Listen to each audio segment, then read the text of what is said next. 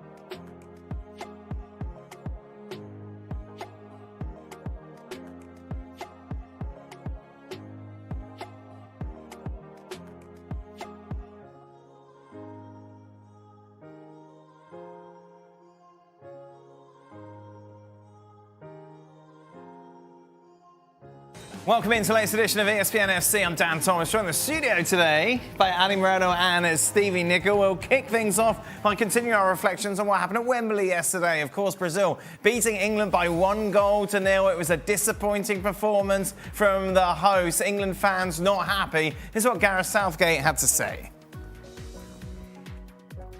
I was pleased.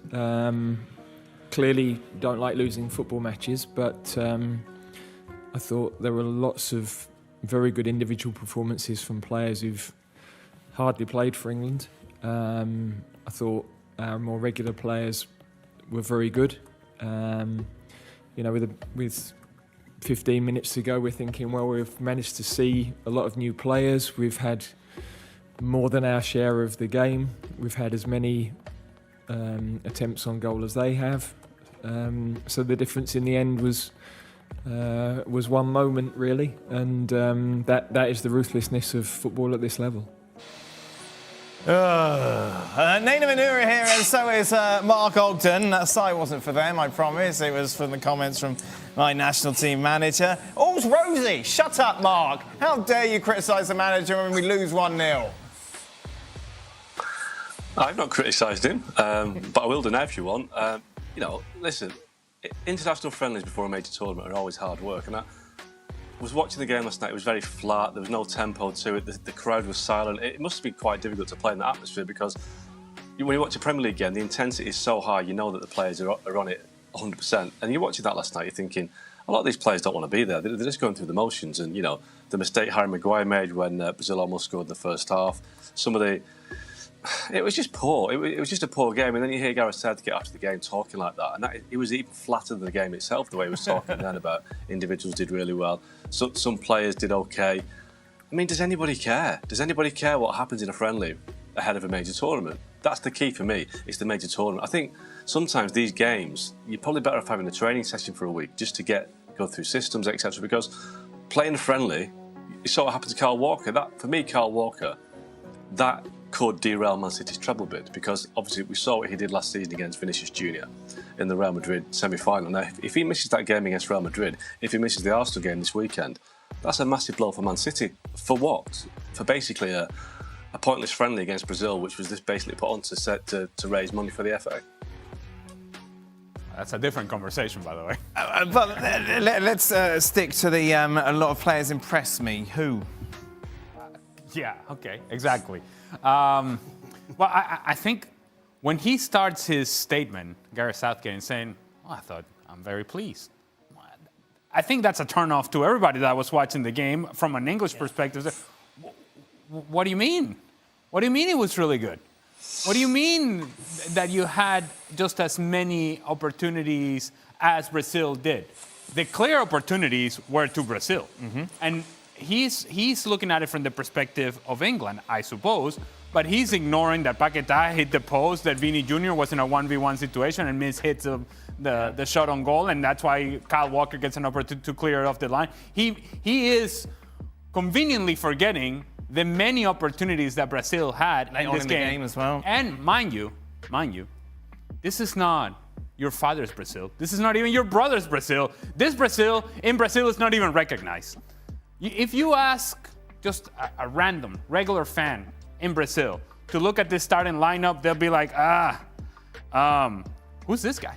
And who's that guy? And Danilo's still with the national team? Wait. Danilo is the captain of the national team? And so there is context to this conversation, and there is nuance to this conversation that goes well beyond saying, I thought we were good. I thought we carried a lot of the game. I thought there were a lot of good individual performances. It's a lot of generalities, but when you get down to it, England were disappointing. Were predictable, were conservative, did not take chances going forward. Brazil were the team that surprisingly were the more dynamic, and they were the ones that really created chances going forward. Gareth Southgate can't believe that, can he? I don't know. I actually don't know. I think normally you would turn around and say, come on, who are you kidding? But I'm not so sure. You know, I'm kind of stuck in the middle. I understand playing in friendlies. Nobody really enjoys it. Nobody looks forward to it, even though it is against Brazil at Wembley. And so, for me, the manager should do something to make it interesting. He should maybe try something. You know, for example, playing Conor Gallagher beside Declan Rice, we know that going into the tournament, there's going to be two sitting in front of the back four that are going to be defensive-minded. Why don't you try and look a bit further forward and stick Bellingham beside Declan Rice and have Maddison playing, or bring Foden from the wide area and bring him in the middle and try something. And if you lose, it's just a friendly. But again, Harry Maguire. Why are you playing Harry Maguire?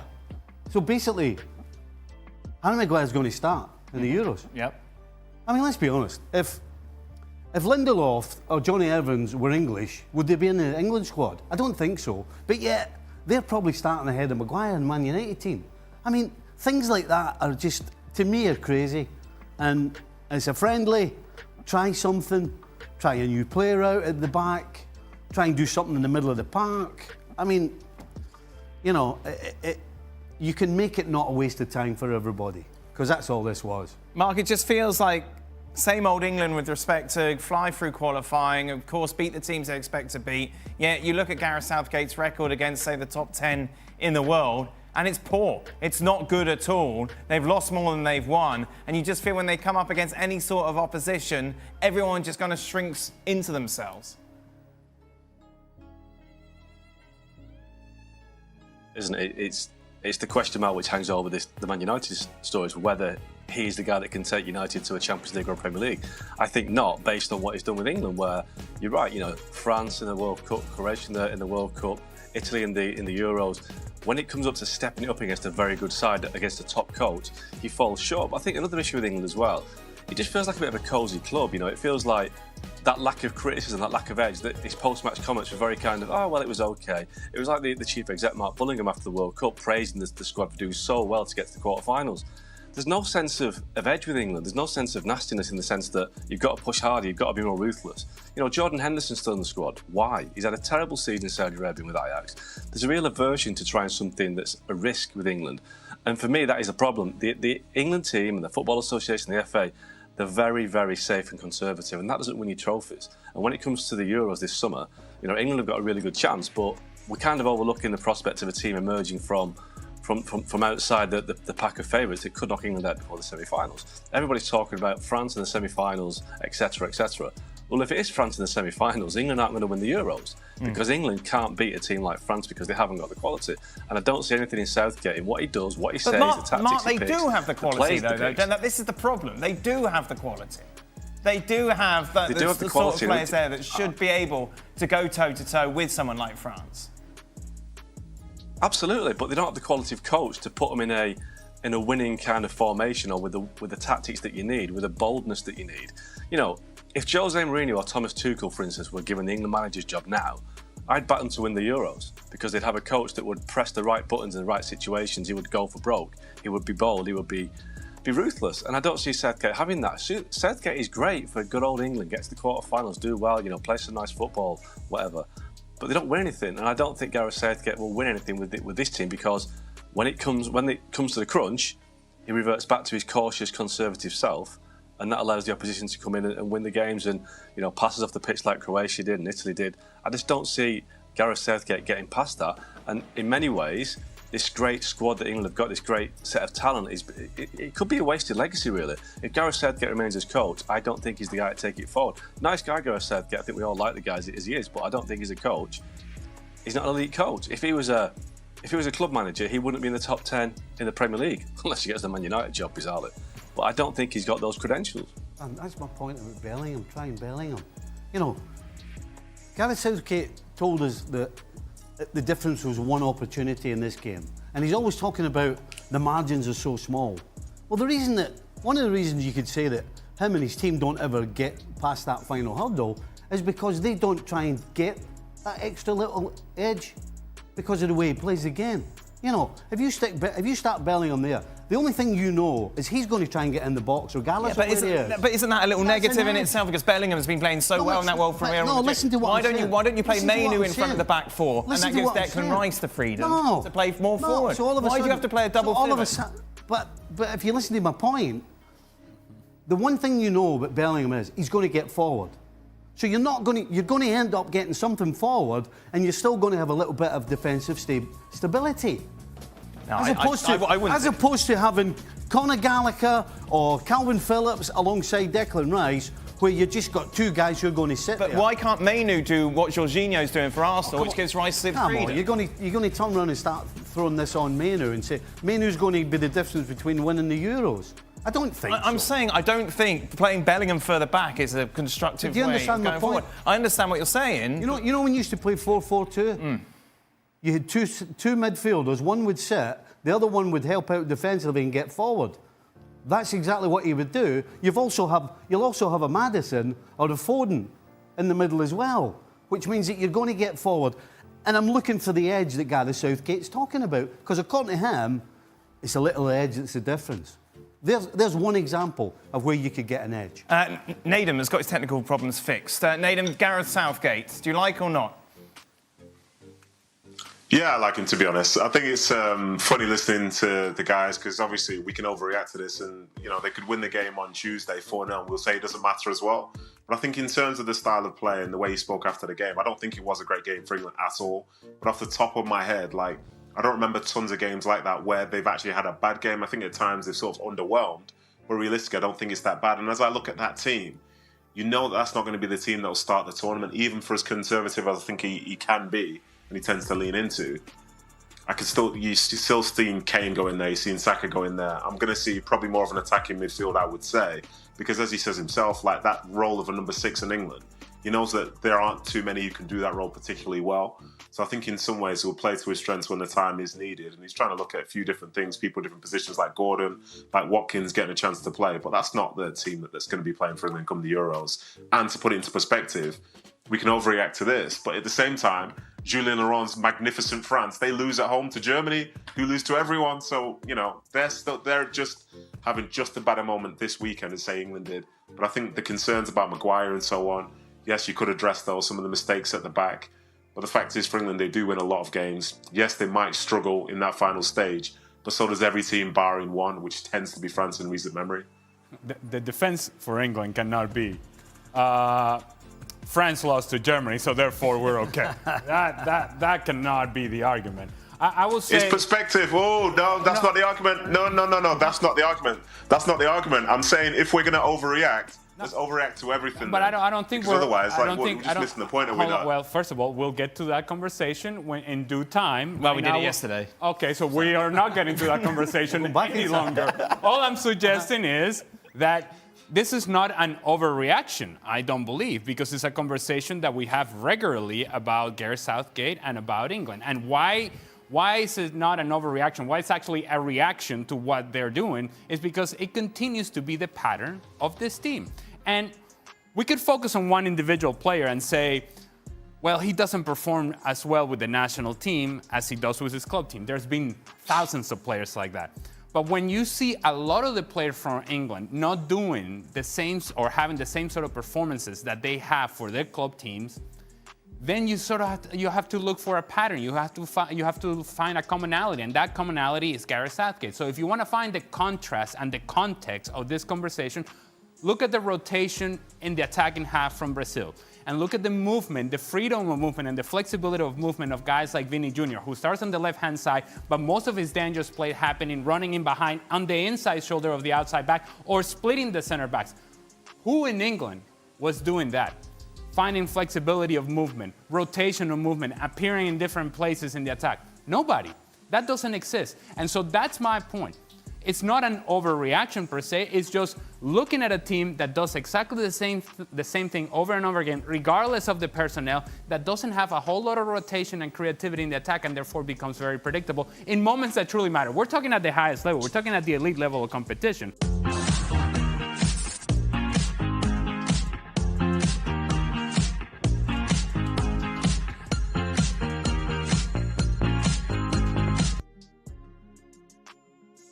All the details for this game. Again, it's happening on Monday.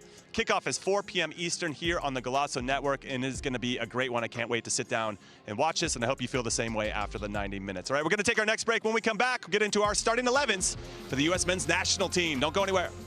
His comments. So what are your thoughts on the U.S.-Jamaica game? I guess I missed quite the show.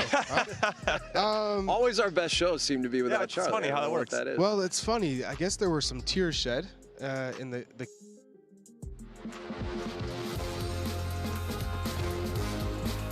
What's up, everybody, and welcome to another special edition of Call It What You Want. We're here on location in Arlington, Texas for the Concacaf Nations League, and now we get to preview the final between the United States and Mexico. But before we get there, we got to welcome back Charlie Davies. We missed you, man. Oh, he's back. Yeah, I didn't want to leave you hanging. Thank you. Great to see you. Kicking it, you know. So we Just had kicking it. Big Tones, Tony Miola Yeah. in your place. And he went viral with some of his comments. So what are your thoughts on the U.S.-Jamaica game? I guess I missed quite the show. Always our best shows seem to be without it's Charlie. funny how that works. That is. Well, it's funny. I guess there were some tears shed in the Kicking It recording, which I think is customary now. Okay. But to hear Tony's... So you're referencing that Tony did Kicking It with you, and that'll be coming soon. Okay. Yep, which was incredible. Right. Tony is, I mean, he's got an incredible story. What an athlete. To win the Herman Trophy as a freshman, to be drafted by the Yankees in high school. Kick for the New York Jets. Like, kick for the Jets? Yeah, what? I mean, just a really remarkable story. But yeah, I mean, I guess I missed a lot. You missed a lot. I missed a lot. And so give us your thoughts then on U.S.-Jamaica before we look forward to the Mexico game. Yeah, I think, we were sitting here, we covered it. It was disappointing. I think they started a little bit flat. It took them about 20, I'd say not until 75 minutes did we start to see urgency. So it was a very slow burner, and then it felt like I thought the game was over. So to me, it was too little too late, and they got that miracle equalizer. And then they started to play.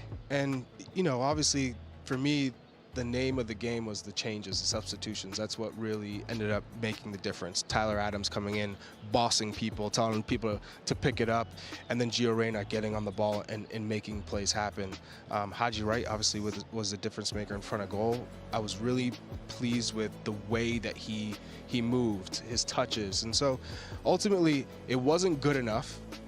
Everyone knows our expectations on this team is through the roof, and they should be. We want them to continue to push more. So I'm expecting a different U.S. men's national team come tomorrow. Okay, so now that we've had a little bit more time to sift through our emotions, Jesse, more time has passed since the game has happened. Before, again, we look forward, where are you now? Have you analyzed, or you feel any different about the performance against Jamaica? I know there was a lot of heat around Greg Berhalter, but the players didn't perform either. We didn't really get into that as much. But there were some performances out there that were lacking, and I wonder what kind of changes we're going to see for the Mexico game, if any.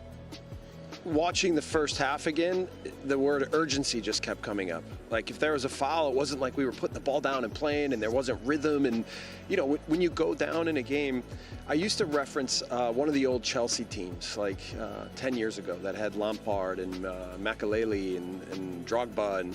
And they had a season where every time they went down, they were magical. They got better. They raised their level in the match so that now they could get themselves back. And the amount of times they came back from being down that season was massive. So was that the season with Damian Duff? I can't remember all that, but nonetheless, my point being is, I always try to encourage. I'd like to have a team when I coach that when the games are toughest or when your back's against the wall, that's when you're at your best. That's what you're really trying to build.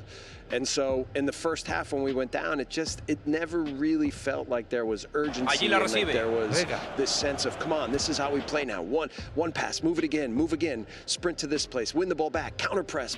You know, there wasn't enough power in the game. And Are you saying that collectively? Because I feel like I saw it in some moments individually, and I guess I should clarify some moments means there is a lack of consistency. Yeah, I mean, you know, there were flashes of a couple moments that we created chances. The Tillman chance I thought was a good little combination, and so there were some actions, but just again, not enough urgency. And as much as Gio helped at halftime, I really think it was Tyler Adams coming in the game, like you said, that really changed the tempo of our intensity, of our intent, right? And so you always then when you're a coach and your team doesn't perform like that until, you know, later in the match, you're always just going, come on, we have to start like this. Has to be the mentality that from the first second of the game, this is how we play. Yeah, I brought up Tyler Adams to catch you up, Chuck, and just said that I thought he brought some more balance to the team. I love Yunus Musa, and I'll say it again, I have his pajamas. I love the guy, but I don't think he's a natural six, and I think the team just moved better when you have a natural six in that position. Well, let's get into this. You brought up Haji Wright. Obviously, hell of a performance coming off the bench, scoring 2 goals. Wasn't even supposed to be here initially, but obviously making the most of the opportunity. We had a mailbag segment yesterday, but we saved one question just for our resident number 9 here, Charlie Davies, and it is, let's go, start, bench, drop. Okay. With our 3 strikers. Okay. And so you have Balogun, you have Pepe, and you have Haji Wright. Bench, start, drop. Who are you going with on this one? And explain yourself. We want to know, especially me and Jesse. Yes, I mean, you can see here on the graphics, minutes-wise, Ricardo Pepi, I just think he didn't do enough for me. For someone who's not playing, he's not in form. Balogun I think he made some good movements, just they weren't able to find him. Haji Wright, he came in, now 19 touches, but he was in the right positions, and he was getting fed, and it was because of the urgency and Gio Reyna. That's a big help. So I'm starting Balogun, I'm benching Haji Wright, and I'm dropping Ricardo Pepi. Okay.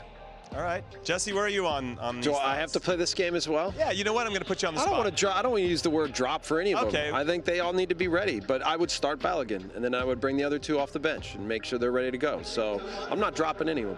Now, do you think that if Balogun had more of a run with Gio, because he only had maybe 25 minutes, I'd say, in the second half, and maybe as the game opened up, because that's when, once we got into extra time, we hit a different gear, and it felt like we relaxed. And maybe if that version of it, Balogun could have had some more success to Haji Wright. Yeah, I mean, well, like we said, Tyler Adams came on, and then he started yelling at guys. You could see him verbally yelling at guys and using hand motions like, let's go, pick it up.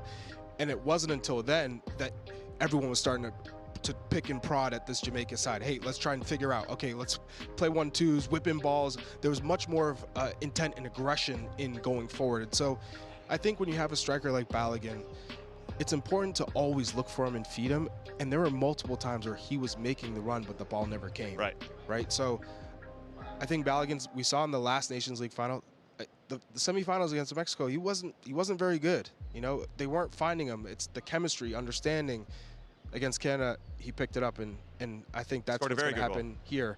Now he can make his mark against Mexico. Now, is there a way or a universe in which Haji Wright would start over Timo Weah, Jesse? Do you think that? Or maybe Christian could go on the right and Haji on the left?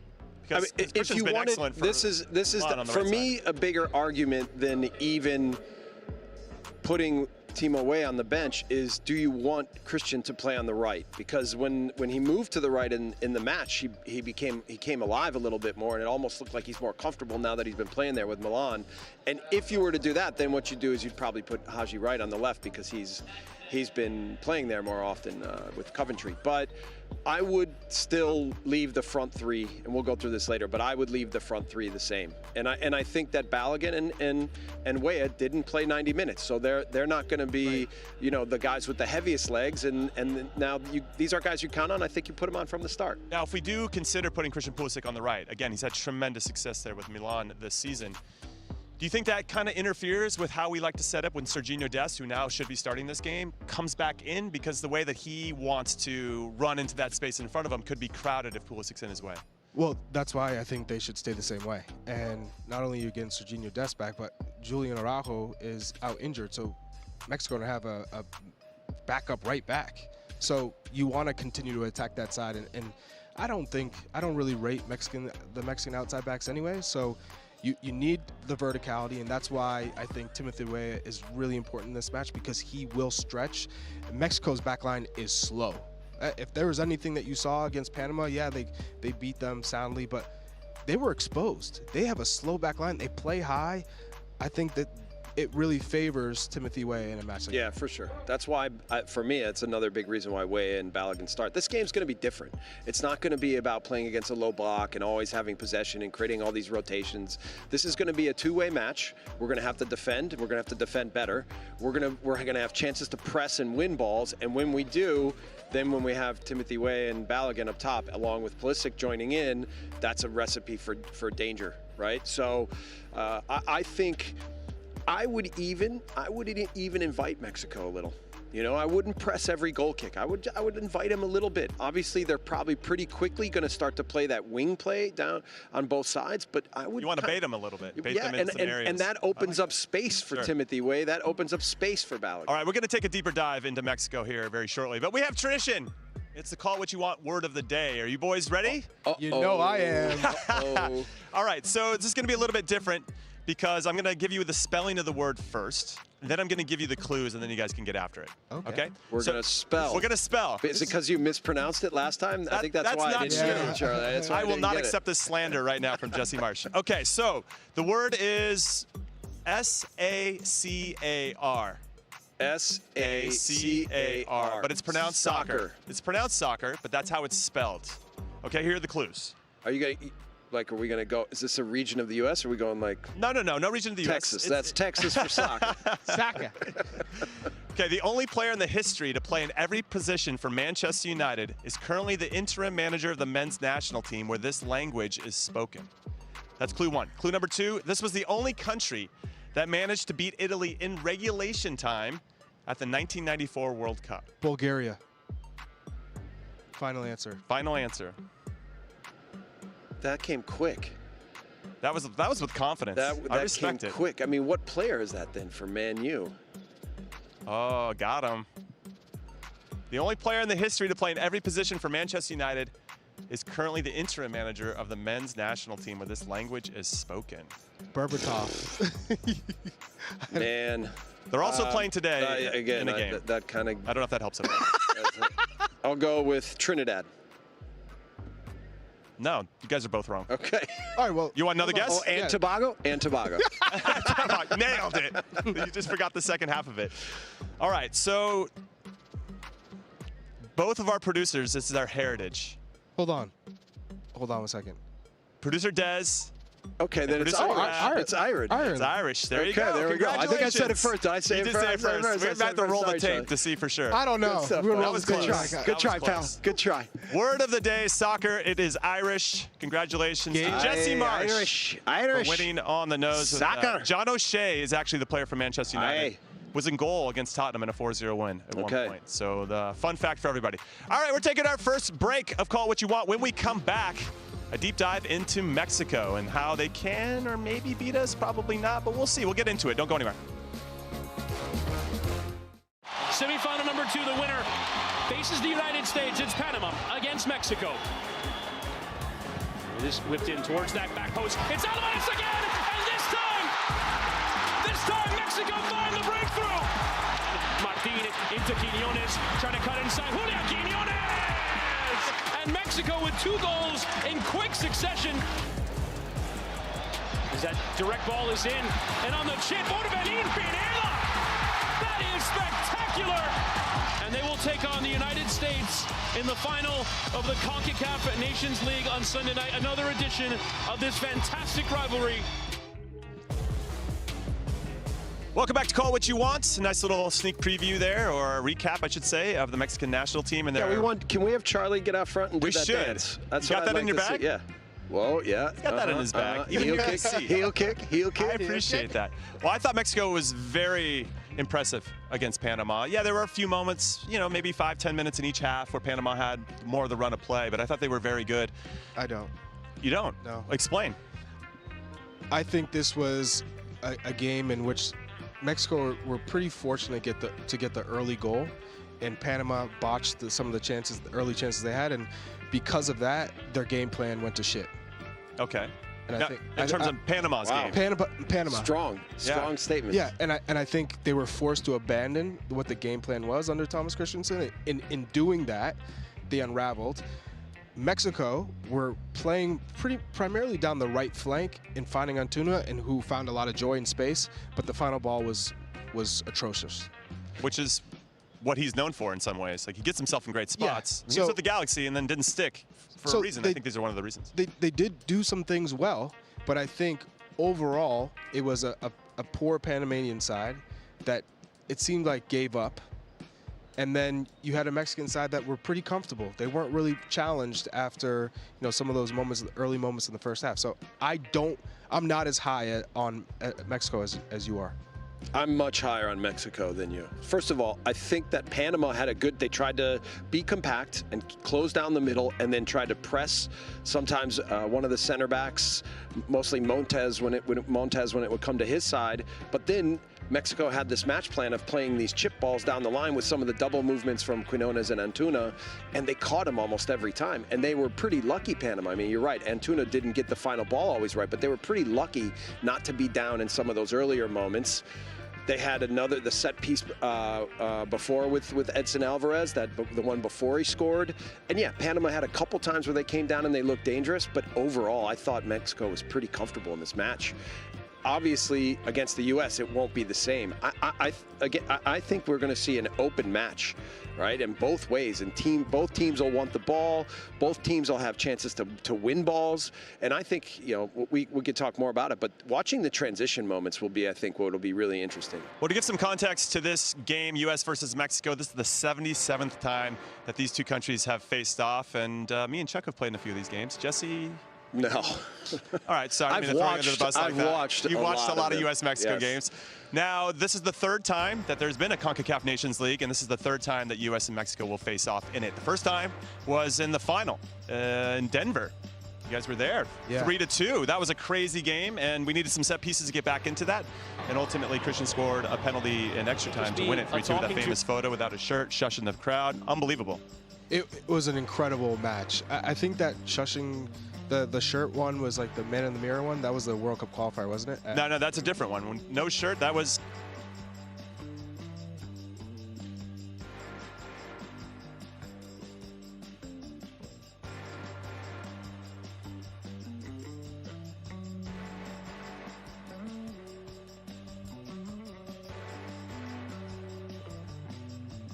On that right-hand side, of course, we know where Ismael Diaz is going. That'll be that .9. See if they play with two strikers now.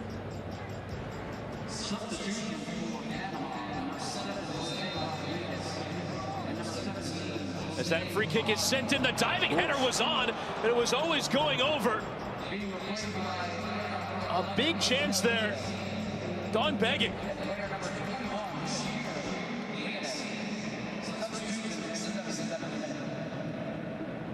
It was Waterman. Yeah, served into the danger area here, and Waterman going for it. And I think he gets hit here by his own player, Cordoba, as he's on the ground. Yeah, it kind of reeks over the back of him, a little jersey tuck here. And he gets hit from his own teammate. It looked an awkward landing there for Waterman. There wasn't that view there, that jersey tug. It's in towards Nicholson. I think it bounced around Andrade. Here's Shamar Nicholson. Low. Dropping it towards the middle, and thankfully Latibouder filling that space. We're back to Hector. There's confirmation of that double change. It was Puma Rodriguez and Fajardo who made way for Cajica Lanis and Ismael Diaz. Some changes in that forward line. It's Diaz who's the subject of this long ball here. Ahead of Bernard. Andrade. It's the option for the cross on and lofts it to the back post, but again leaping to catch there, Blake. Yeah, this is an easy one here for Andre Blake. Too much air under this. Good footwork, just kind of coasting across, reading the play.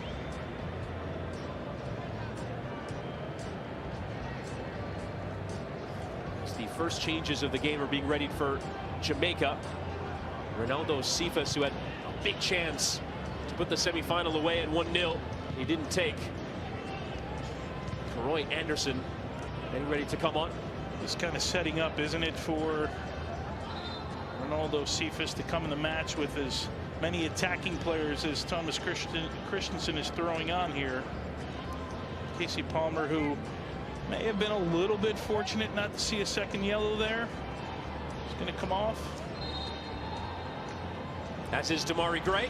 Yeah, and he really, this will be a frustrating night for Damari Gray. He did not get involved in this match. Was suspended for that semifinal due to yellow card accumulation. Does get the 80 minutes before returning back to the Saudi Pro League. Whatever happened to the rule of walking off to the closest sideline? Did world football just scrap that? Because I don't see it anymore. Or did I miss something? Does happen sometimes. Which times? When you're down? Yes.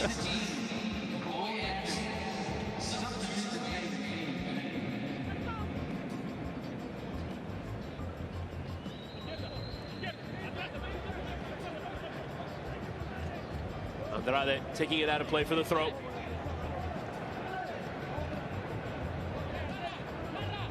There's Gray on the bench. Now the talent on the pitch today had a couple of chances. One sent into the stand and another dealt with by Mosquera. Low now. I think he was shaping to hit the ball to the back post, but the ball in behind.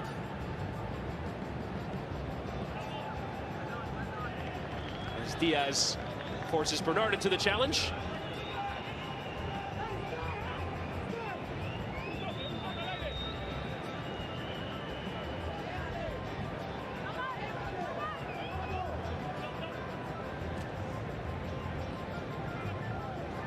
Be a big win for Jamaica. Only won one of their last 9 meetings with Panama.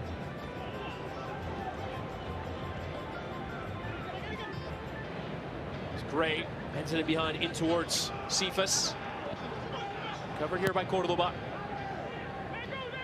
As Jamaica do work their way up the Concacaf pyramid again. Step by step. Even with all these new talents incorporated into their ranks, as Blake slipped on that ball out over the head of Bernard and out for a Panama throw. A little more than 7 minutes left here to try and claw something back and, as you said, Tony, get a goal from this Nations League. For the record, if the game does finish level after 90 minutes, there will be extra time.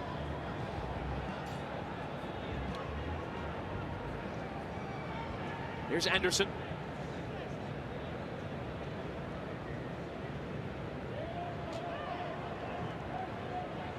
Cordoba.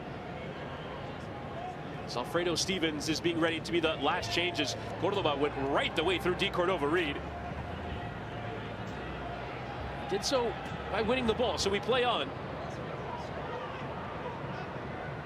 Carrasquilla towards that back post, and a big header in there from Hector. Boy, good ball played in. Anytime you get those defenders, Chris, looking at their goal and having to defend an aerial ball, it makes it difficult. The last thing a center back wants to do is be staring at his goals. You're running back to head one out, but Hector did a really nice job of pushing it away. 2v1 here in the corner. They finally played. It's been set up for a while. Carrasquilla from the short corner. Lenis. Look, he wanted to hit one. Poke it out instead to Martinez.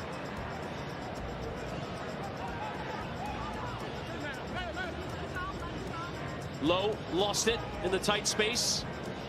Martinez still can put the low cross in. It's blocked it out for a corner. By the way, on that last attempted ball, did you see our own Nico Cantor down there trying to control the ball as it went out of play? Did he miscontrol it? He did. He did. He got nowhere near it, for being honest.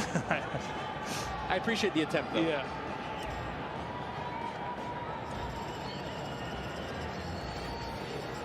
Martinez lofting in. Waiting for it was Diaz, but enough resistance there from Jamaica. Been a couple good services on corner kicks from Panama, where they've had opportunities.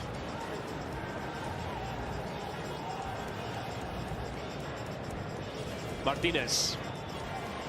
Anderson making the run in behind. Well, we have a moment. Let's see if we can have a look here at Nico Cantor to try to control that cross that went out for a corner, as Stevens will come on as a sub. There he is there on the sideline. Oh, no. Oh, he missed it. Hit the guy next to him. No bueno, all one word for you, my friend. I'm trying to protect the gear over here. I thought it was pretty good. I'm a goalkeeper, making my way to stop the ball from causing any damage, guys. Then why didn't you catch it if you're a goalkeeper? I got a mic in my hands. Oh, Nico. As the final change comes in. And it's Waterman off for Stevens.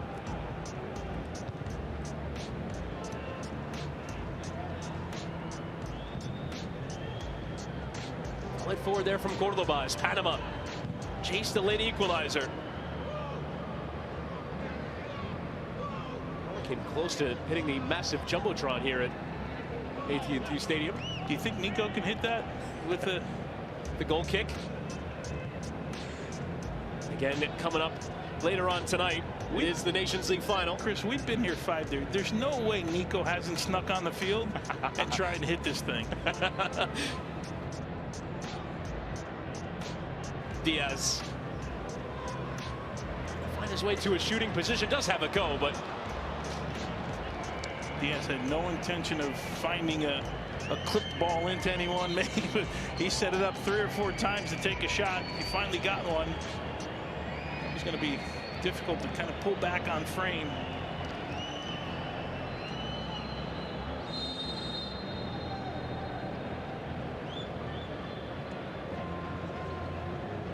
let's go down to Nico Cantor for more.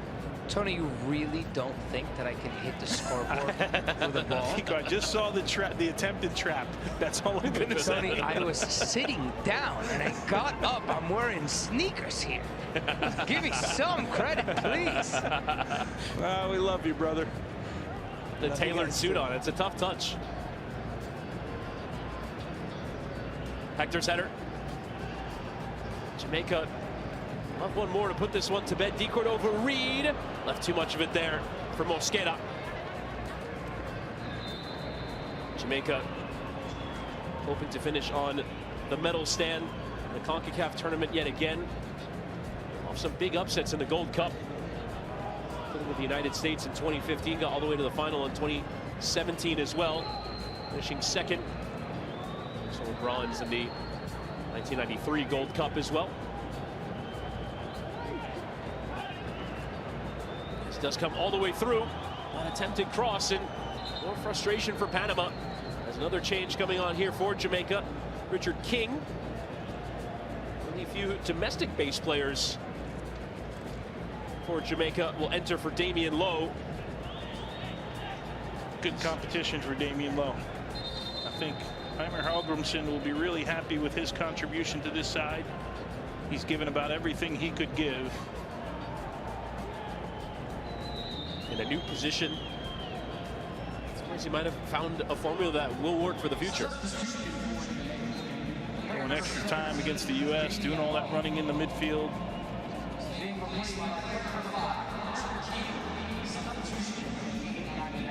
This is a clear indication of just trying to close things out here, put another center back on the field, but he's playing in that position, and I'm sure eventually when balls get swung wide, he'll drop into that back four.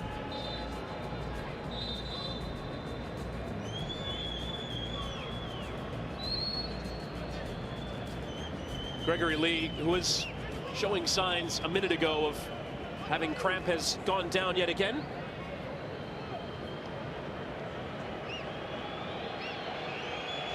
Some of the Panama supporters in the stadium are growing restless. You are seeing some red, white, and blue of the United States and some tricolor of the Mexican fans coming into the stadium. Going all the way up the 7 tiers of AT&T Stadium.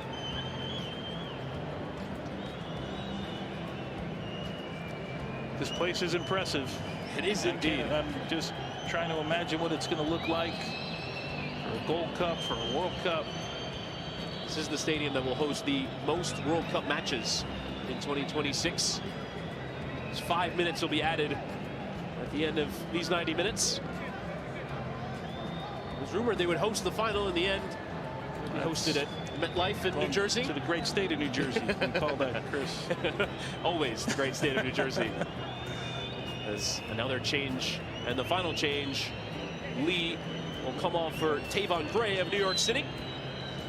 Major League Soccer. The two best players over the course of these two matches, Damian Lowe and Gregory Lee, now off the field for Heimer Hallgrimsson.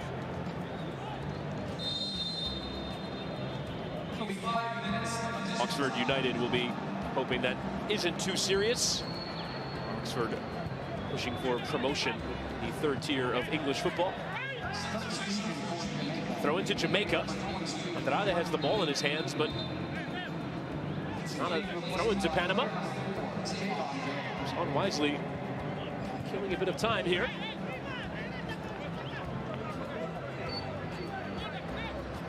Hallgrimsson would view it as a step forward to see out this result all the way to the end. And these are important moments for Hallgrimsson to see how his team manages this stuff, right? And as much as you hate to say it, how they kill time here as well, right? Because their mission right now, get it in the corner, keep it there, win a couple of throw-ins, break plays up. All important moments for Jamaica to kind of see games out, because we think about the sequence of plays that led to the U.S. a few nights ago, getting an extra couple of seconds to eventually get the equalizer. These are things that you have to learn. So he's going to be looking at every step along the way here. Martinez goes direct, and it's flicked on by Stevens, but Blake is onto it. Offside flag never came. Michael Hector was appealing for it. Did look like Stevens had held his run. And now Nicholson goes down at midfield here. This is going to kill some time.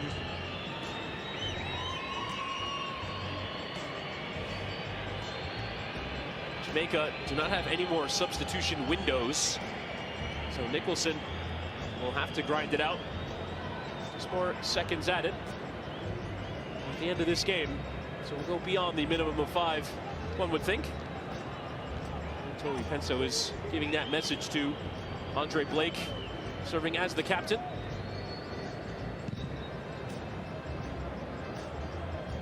Now Nicholson fighting to get on the end of this long ball. Ecuador Reed does the same. It's off him last and out for the throw. Now Panama will push again. Cephas with fresh legs, forcing Ramos square. Better one from Hector. Be harsh on the Panamanians if they left this tournament with 2 defeats and no goals. That is how it's heading for the moment. Ivan Anderson. Carrasquilla. That big switch of play out to Andrade in a good position. He goes for the header through the area. The flick on is on. The strike in from Diaz, and it could come still. And it's into the side netting there from Ayarza. The fans on this near side thought it went beyond Blake, but it went wrong side of the post. Well, it can't sit up any nicer for Ayarza here at the back post.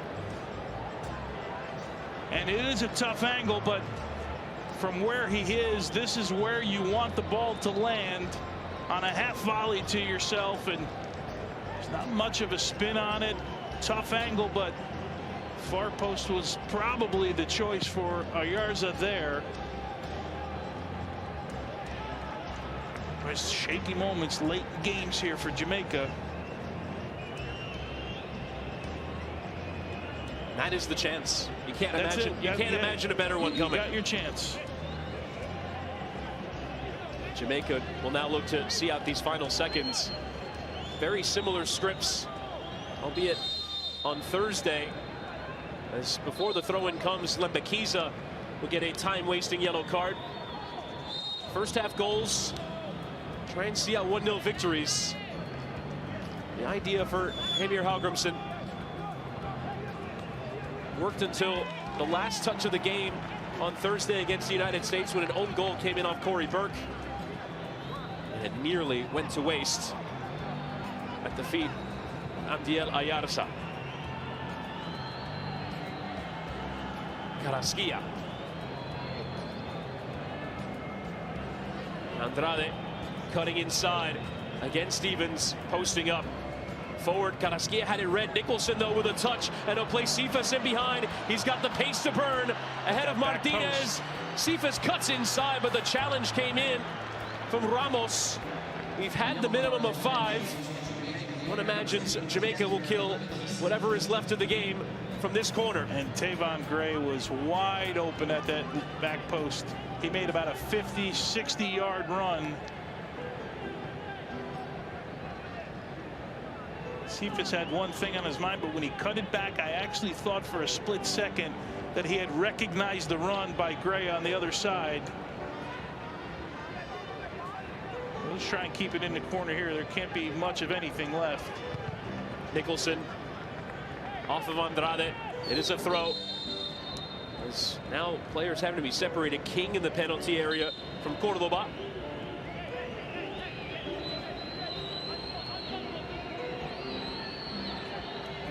Damian Lowe was ready to run onto the field to celebrate the victory, but we're not quite done yet. He could overread from the throw.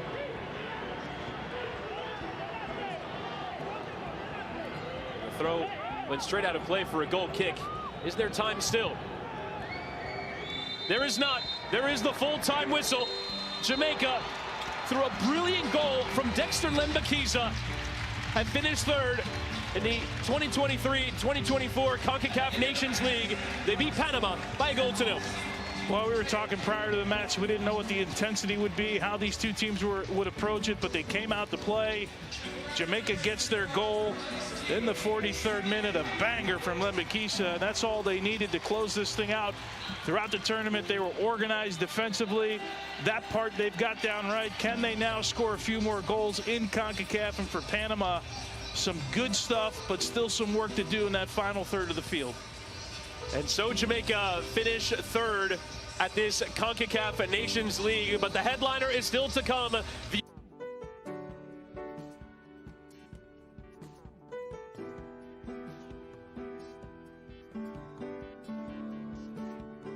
Shirt that was in Denver. Okay. Nations League final. All I know is that game was back and forth, and it started off obviously extremely rocky when Mark McKenzie gives the ball away, and then they score right away. And that's when Jesus Corona was phenomenal, and he was in good form. And then it seemed like everything started to slow down, but we were worried about the shape because they were playing 3 in the back, remember? Mm-hmm. And they were getting torched. So I think after that game, and they come back to win, that set the tone for this rivalry, and then they were able to beat them in the Gold Cup, and I think that's when we mentally were ahead of Mexico.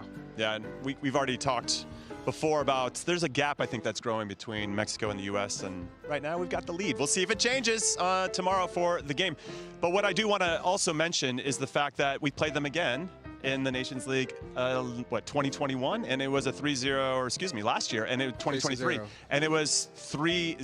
Gio Reyna was fantastic in that game in particular. Another big result for our team to build off of, but their manager at that time, Diego Coca, he got fired after that game in the Nations League semifinals, and we went on to beat Canada 2-0, just to give everybody some context. And now they have Jaime Lozano, Jimmy Ball, as they like to call it. He's put some stuff in place. He went back to the 4-3-3 that Mexico knows and loves, as Diego Coca was doing more of a back three. But it feels like maybe they're starting to regain some of that traction. Maybe we're starting to see a little bit more of the Mexico that we know, and I appreciate it, because the better our rival is, the better we're going to be. So I like when they're good and they're competitive. So I'm curious about your thoughts, Jesse. Yeah, I mean, I do think there's a talent disparity that's developed specifically over the last 5 years, right? Where now we've really gone ahead of them. And they're really trigger happy with their coaches, which has, I mean, I don't think Tata Martino did nearly as well as all of us thought maybe he would or could. But maybe the talent didn't also fit what he wanted to accomplish. But I think now they have a little bit more of their identity back, like you've spoken about, and I think they have the right kinds of players in position to do the things that Jimmy Lozano wants them to do. But the big still question mark is the best Mexican teams had really, really good center backs. You know, that were good with the ball, that were athletic, that were fast, that were big, that were good in the air. And now they have good passing center backs, and they're good in the air, but they're slow-footed. And that can play into our favor for sure. Okay, so I have a question for you, both of you, ultimately, and I'll answer it as well. Do you think there are any players on this current Mexican national team that could break into the U.S.'s starting 11? For me, Edson Alvarez, I think, should be in the conversation. He's done really well making the transition from the Eredivisie to West Ham in the Premier League. I don't know if he starts over anybody. Maybe he partners with like a Tyler Adams. That's the strongest part of our team, and you think somebody... No. I just think that he should be part of the conversation. I don't know if he knocks out anybody. I say no one. Okay, and Edson Alvarez is the best player I think they have right now, but I think Tyler Adams is one of our best players, and I would take Tyler, especially for what, you know, like they play a lot of, what they play, it looks more like in a build-up, they play with 2 6s, right? And so that's important for Edson Alvarez because he's still not the most athletic guy. And when we play with our 1-6, we need an athletic defensive midfielder, and Tyler provides us almost exactly what we need from that perspective. So that's the one position that you could maybe think about. Maybe goalkeeper. Yeah, Ochoa. Yeah, Ochoa's big older, player. but still, that could be a discussion. But and by the way, in a lot of positions, it's not really even that close. Right? How about Santi Jimenez? He's got a bunch of goals. He doesn't play. I know he's not even playing for Mexico right now, which I do want to get into a little bit in terms of. We can't talk about a starter. I know, but I mean, just his track record. No, but he's a good player. He's a very good player. Got a couple Champions League goals this season and 25, I think, in all comps for Feyenoord. So clearly knows how to hit the back of the net. Maybe just not the right fit. Doesn't have that many goals. I think 4 goals in 22 caps or 2 goals in 24 caps. I might have it twisted in my mind.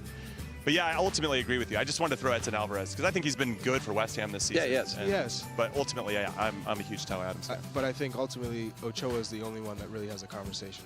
Okay. Break into the starting 11 for the U.S. All right, before we get into the projected lineup we think we're going to see for Mexico, let's talk about the Mexican fans because they come in force, and they come with energy, and they absolutely love their national team. How big is that a factor for giving the support that Mexico needs to potentially get a result? I mean, how much of an edge do you think that gives the team? It gives them an edge, but it also can be, as much as it is a gift, it could be a curse. So, I mean, they put a lot of pressure on those players, and when the whistles start coming, they know they're unhappy with their play. So we saw that in both iterations of the Nations League finals before this. The one, especially in Denver, it was a super pro-Mexican crowd. And then they started to go against them towards the end, and the U.S. wins. I'd say in Vegas, it's a super pro-Mexican crowd, but they turned on them quick. And I think we're going into this one, it's going to be a pro-Mexican crowd. But if the U.S. scores early, take the crowd out of it. That crowd's gone. They don't have the same belief that we've seen in prior Mexican squads where they had that for 90 minutes. Yeah, that's the big challenge, I think, for Jimmy Lozano, the coach of Mexico overall. If things aren't going well, how quickly can they kind of regroup and get it going again, whether that's in-game management or even if they don't get the result that they want? It's got a big challenge. I don't know if I really... I don't know. Being the Mexican national team coach must be a different beast. Well, the good news is it doesn't last long. but I will say this about Jimmy Lozano. It seems, like we already said, he's starting to build the culture back, that there's a belief within the group. And from the fans, it feels like they're giving him time. There's much more patience with Jimmy Lozano than there was with Tata Martino or anyone before that. So I really like what he's done, and he's trying to just manage the situation. He knows they don't have the same quality as this current U.S. men's national team, but I think he's getting them to play at their best. So it should be a game where it's really testy, feisty, and physical. It's always interesting when you have a national team coach that's not from that country, right? I mean, I've had conversations with national teams, and when we have those conversations, what I want to make sure is that I fully understand exactly what the background of the country is and what the culture is like, and do they fit the kind of football I want to play, and is this really a right fit? Because I think that's almost in some ways more important than even with a club team, right? You have to really now understand the country that you're representing when you're coaching the national team. All right, we're going to get more into this game, including talking a little bit more about Mexico, but we're going to take our next break. When we come back, we're going to hit pause on this game and talk about the U.S. U23s, so don't go anywhere. I would say that for us they are another opponent with full respect towards France. We know who they are, but we also respect ourselves at first, and we're gonna play against them the same way we wanted to play today. We're not gonna change anything in our identity because we're playing against France, and actually it's gonna be a good opportunity for us to learn and see where we are standing right now and what are the things that we have to improve or to add in our game model towards the best teams in the world. All right, we're hearing there from the U23 coach for the U.S., Marko Mitrovic, after a big 3-0 win over Guinea in the first of their 2 matches in this international break. They take on France next, that's who he's referencing. France is coming off their U23s, that is, a 3-2 win over Ivory Coast. I watched a portion of that match, and France is very good, everybody. And I don't know if you saw the Olympic draw or not, but we play France first in the Olympics in Paris later this summer, which should be very exciting. But a good performance, all things considered, Chuck, for our U23s, taking on a Guinea team that maybe didn't trouble us as much as we thought initially. Yeah, I think it's a good warm-up match before the big one, right? And in my old stadium in Sochaux, I'm super excited for this one. But yes, the real test is seeing how they can perform against the very best. This is the #1 under-23 team in the world, and especially in Paris in the Olympics. So I think it'll be a good baseline to see what the expectations are, so we can set that heading into a big one. Now hold on, Jesse. You did mention that you were a little worried about our center backs, and I was too. But they came out with a clean sheet in the first one, so. Yeah, we'll see. We'll see. Guinea's not France. Is basically what we're hearing. Wow. But what he's not saying. He's coming at you with a lot of blindsiders. Yeah. Well, he got to be on your toes, Charlie. He missed a day. Wait, so are you saying that the back line is strong? I'm saying that we haven't probably been tested yet. Yeah, and I'm curious to see how it's going to go against France, because France are very good. All right, Jesse, your thoughts on what we could potentially take away from this? Griffin Yao was the man of the match, had 2 assists in this, and obviously good to see guys performing on both sides of the ball. Listen, it just in general, it sounded, I just saw highlights, but it sounded like it was a pretty complete performance. And for a team that's sort of just coming together, I think that's an outstanding start. And by the way, the interview from Marco for me was perfect. Perfect. Right? Like, we know how good France is. We're excited for this game. We're going to go play our version of football. We're going to be us, and we're going to test ourselves, and we're going to learn a lot on the day. This is the perfect approach for what this game should be. All right, let's talk about France a little bit, because we're going to face them on Monday, March 25th. That game is going to be on the Golazo Network, everyone, so we'll show you a little promo for that in a second. But when I look at their team, they are stacked. They got Chevalier in goal. I mean, ridiculous. He's worth $22 million, according to some of the outlets out there. Only 22 million. He starts regularly for Lille in the French league. You have Lukeba, who's worth $40 million, plays for RB Leipzig, starts for them. He's 21, 22 years old. Doué scored twice in this game against Ivory Coast. He's 18, plays for Rennes. He's worth 20 million. I mean, they're just stacked. And every one of these players plays regularly for their club team in a pretty good league in Europe. Yep. And I think that's going to cause us some trouble, to your point, Chuck. Yes. Is that they played in a diamond? Is that right? When you watch Thierry's team, in and out of possession, they're constantly changing their shape and their formation. They can play with just 3 in the back, and then sometimes they play with the outside backs higher than the midfield trio. So it's going to be a complicated game. It's a fluid. If you're trying to track it from a U.S. perspective of who are we marking, so it's going to be interesting to see how disciplined the U.S. are against this French side, but they don't even have their initial captain in Zaire Emery. I know. Who is the game changer. Right. I think for the Olympics, they're probably going to be able to have most of the players because the French Federation will cater to them because it's in Paris. So I think, if I'm picking up what you're putting down, Chuck, if Thierry Henry doesn't win the gold medal in the Olympics with this team, he's not a good coach. Just throwing that out there. Wow, Charlie, I can't believe you said that. All right, here is all the details for this game. Again, it's happening on Monday. Kickoff is 4 p.m. Eastern here on the Golazo Network, and it is going to be a great one. I can't wait to sit down and watch this, and I hope you feel the same way after the 90 minutes. All right, we're going to take our next break. When we come back, we'll get into our starting 11s for the U.S. men's national team. Don't go anywhere. I mean,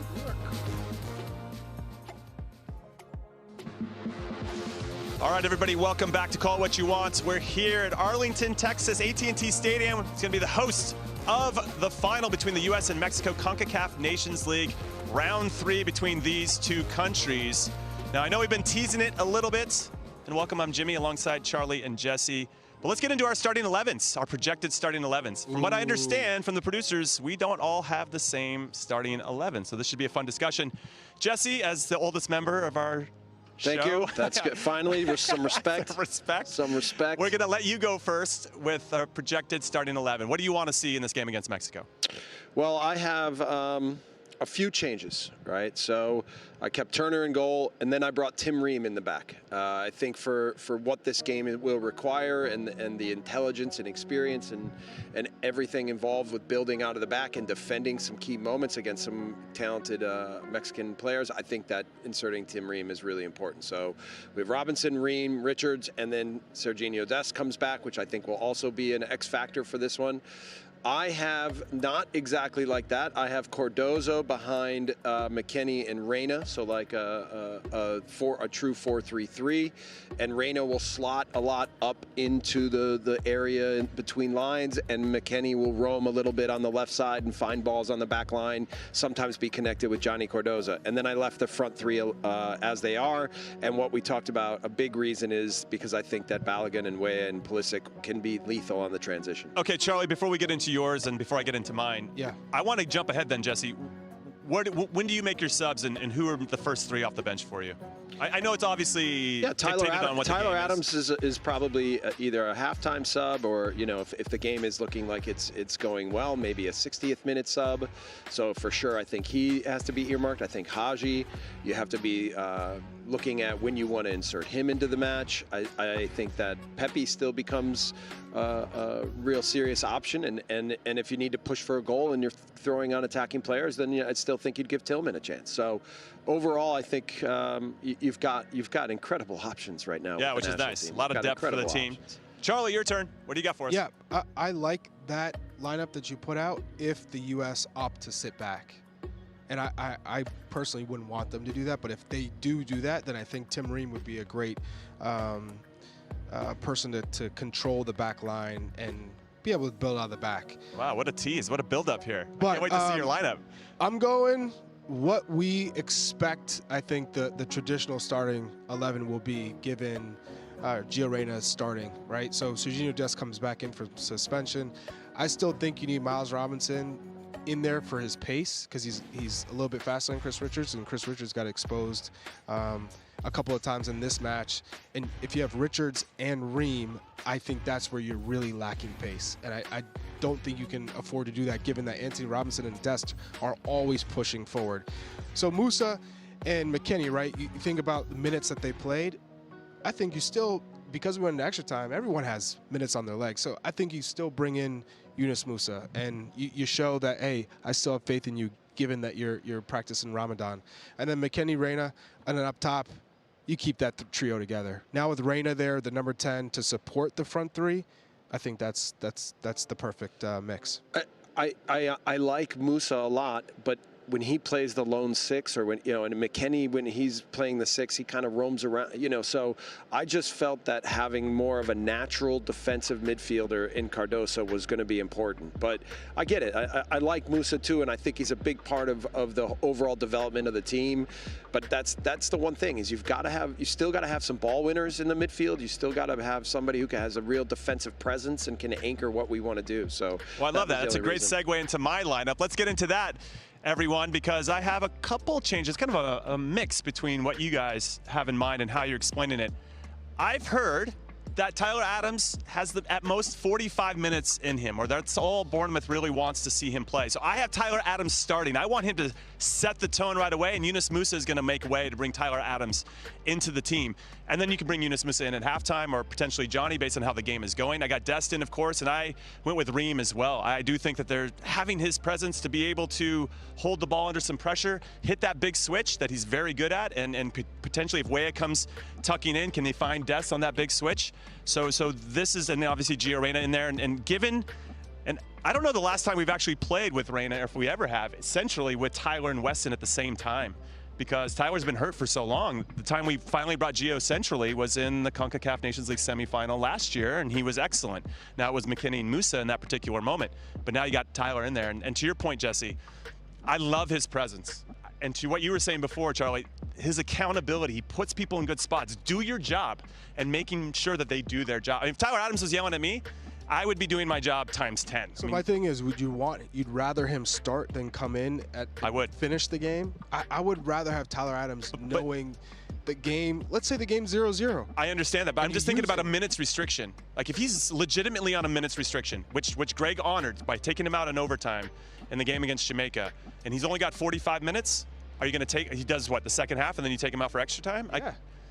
I don't know. I'd rather him set the tone and put the guys in good spots. Let Musa and Cardoso see what the game looks like and see how Mexico's trying to hurt us, and then you put those guys in. I don't know. That's me. I love Tyler. I understand. I perfectly understand the argument, but I would lean more toward having him on the pitch at the end of the match, just like he was, and making sure that if whatever the scoreline is, having Tyler on at the end of the match is what you want. Yep, so agreed. Yeah. I was a little torn too. I should admit about Chris Richards. I still a little bit. I have high standards for him. I think he's a terrific player, and he can't just switch off. Given that breakaway up against Jamaica, he's not slow, by the way. He's not. Like I've seen in Champions League when you get the list after the game of everyone's top speed, and when we played Bayern München, he was one of the fastest players on the pitch. So he's not slow. It's just in that moment, for whatever reason, I don't know if he shut down or he didn't. He didn't react. He didn't have the urgency to handle the play. We probably didn't think the guy was as fast. And he was playing against a sprinter. I'm not saying he's slow, but what I'm saying is you have Antuna. You probably have Chucky Lozano starting in this one, and those are two quick guys. Yeah. And I just don't think you can afford to play two center backs that aren't exceptional. And I mean, this could be redemption time for Tim Ream, because he didn't shower himself in glory in the final in 21 when he got beat on a goal by Diego Lainez. I know we were in a back three and he kind of got isolated. That's when he was mad at you, I think. Well, yeah, he's probably still mad at me. Played so well since then. He's been fantastic. That was, of course. That was a long time. I remember a bad game you had in like 2009 too, and you've redeemed yourself. Oh my God, he's catching strays. Man, I thought we were having fun here. All right, let's take a look at projected lineup for Mexico. We don't have any all individual ones, but we'll throw out a big one here that we think is going to happen. Now, you brought up Chucky Lozano. Didn't start in this last game, came on as a super sub and had some chances overall, Chuck, but you think you'll see him in this one tonight? I do. Tomorrow, excuse me, on Sunday? Well, Quinones is, I think, hurt. Yes. Right? So yeah, I think you're and then on top of that, I'm not a big fan of Henry Martin. I am not. And I don't know what Jimmy Lozano is waiting for in terms of giving another run out to Santi Jimenez, because Santi is one of those players who's finding the right form in Europe. He's relied on to score goals, to hold up the ball, and in this type of match, that 9 hold-up play to allow Lozano and Antuna spacing behind.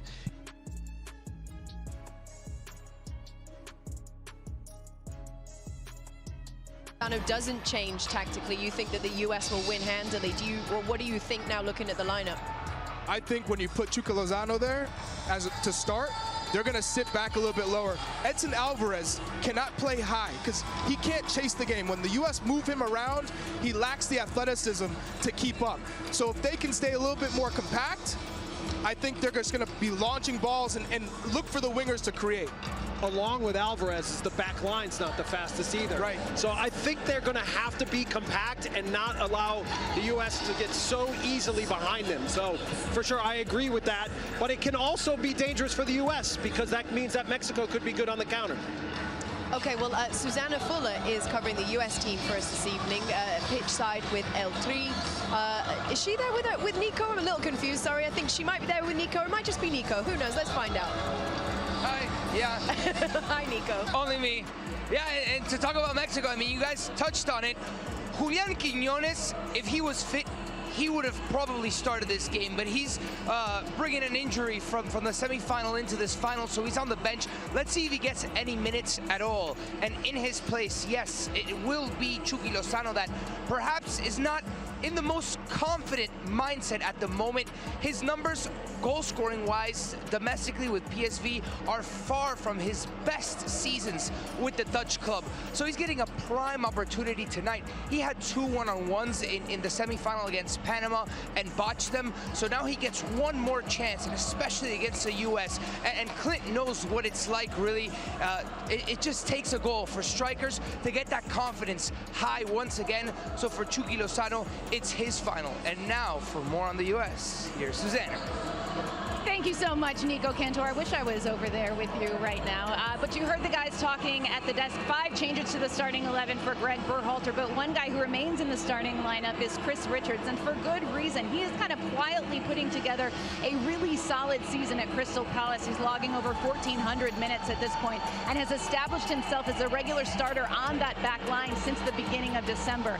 And so I asked Greg Berhalter what he thought the ceiling was for a player like Chris Richards, and he said, look, this is a kid that I have been high on for a really, really long time, and he has all the tools and attributes that will give him a long-term successful career. But he pointed out to his good passing abilities. He's physical, he's good in the air, he's good on the ground. But he said the key for him is that he's going to need to stay healthy, and he's going to need to get as much international experience as possible, because he really sees him being a key piece of the U.S. team in 2026 in that World Cup. And let's not forget, he scored the opening goal in last year's Concacaf Nations League final. It was a lovely header off a corner, so that is just an illustration of the aerial threat that he can bring to this U.S. side. All right, thank you, Susanna. Good to see you. Thank you. So the US and Mexico are getting set to meet for the 77th time, and this time it is for the Concacaf Nations League title. It has been a minute since Mexico last beat their arch rivals. You're going to have to go all the way back to September 2019 for that.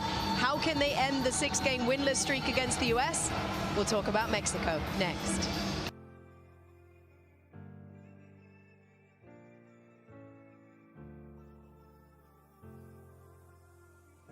Is going to be key, and I think he needs to start this game. We should also say that number 9, Julian Quiñones, who scored against Panama, is out for this one. That's what I just said. Well. Oh, I thought you said Antuna. No, I said Quiñones. You said Quiñones. Yeah. Well, you know what? I'm just making sure everybody didn't miss that. Pronunciation Just making sure. It's all right. Good job, Jimmy. Quiñones. Quiñones. Yes. So. Muy bien. Since we've already made it clear we don't necessarily fear this Mexican team, where do you think they could potentially hurt us, Jesse? I mean, is there some vulnerability? I guess it just depends on where we hold our line and what we're trying to do in teams and how we press. I wouldn't say don't fear them, right? I think we're better and from position you still got to do position, the work, of course. But they have a good team, right? And they play together, and if they start now getting on the ball and putting little combinations together and playing in tight spaces, they can be really good, right? And if they are going to attack us on the wing again and maybe target Serginho Dest on that side and see if they can get in behind there. And, you know, I mean, this will be a fun matchup to watch as well, because, you know, you've got Dest against Chucky, and they're on the same club team, and so they know each other. So you know, this, I think that the U.S. is going to have more urgency. They're going to have a good start. They're going to have to be physical. They're going to have to press Mexico in the right moments, and they're going to have to be good in transition. I believe we're going to see that type of response, because it was just not there against Jamaica at all through the first 90 minutes, but especially in the first half, to your point. Didn't lack that urgency, and I just think we're going to get that type of response, which is why I think Tyler Adams is going to start. He's going to provide That's a good argument. That's a really That's good probably argument what I should have said. I would have won you over a little bit earlier. Yeah. All right, so let's talk about which manager you think needs to win this more. Is it Jimmy Lozano from Mexico? Is it Greg Berhalter from the United States? Obviously, not only for the Nations League, they got Copa America preparation coming up, and then the World Cup in their sights a couple years down the line. Who's under more pressure? Who needs to win this more? You could make an argument for both. Easy. Who has more to gain from this? It'd be Jimmy Lozano, for sure. Who has more pressure? It's going to be Greg Berhalter. Because what pressure does Greg have? The pressure that the supporters and fans put on Greg Berhalter. But we watched the match on Thursday night, and we were down a goal for 96 minutes to Jamaica. I didn't hear one whistle, one boo, one any aggressive anything from our fans. Yes, you know there's pressure on him. Yes, especially in the but media. from who in the media is hard on? I'm not going to name any names. Greg. Yeah, no, but there are. I'm not going to say. I'm not going to say any names, but I'm not going to. I feel like there's a person who may or may not be adding pressure. Jimmy Lozano. Okay, he has pressure from the Mexican media. He has pressure from the Mexican fans. He has support, right? But they have pressure to perform. And they need someone now that can help the team move forward in a good way because the national team hasn't been in a good place. Right, that's why I think there's more to gain from him winning. Of course, but Berhalter really doesn't get any pressure, and the U.S. team from in the stadium. The media, I think, is relatively kind in America versus in Mexico or anywhere else in the world where the game is more relevant. And internally, clearly, Greg Berhalter's embedded with the U.S. national team brass. So Greg is going to be here now and for Copa America and the World Cup, right? So his focus should be on continuing to develop the team and really get them ready for the summer and get them ready for 2026. I disagree in the sense that if they don't win this against Mexico, a weakened Mexico side, and their performances are really poor in Copa America. So what will be the result? What? So we'd have to Greg lose his job? No chance. I think. And there's not a big energy behind our fan base that's really forcing themselves on top of so you think, the national team. So you think because he won't lose his job, in your eyes, there's no pressure on him? Well, ultimately, that's what pressure is. It's about now meeting expectations so that you can continue the process of what you're trying to do with your team when you're a coach. That's almost entirely of what it is. For me, it's the pressure of keeping up with the expectations and not losing the team. Because if you lose the team with poor results, poor decision-making, that's the pressure you're up against.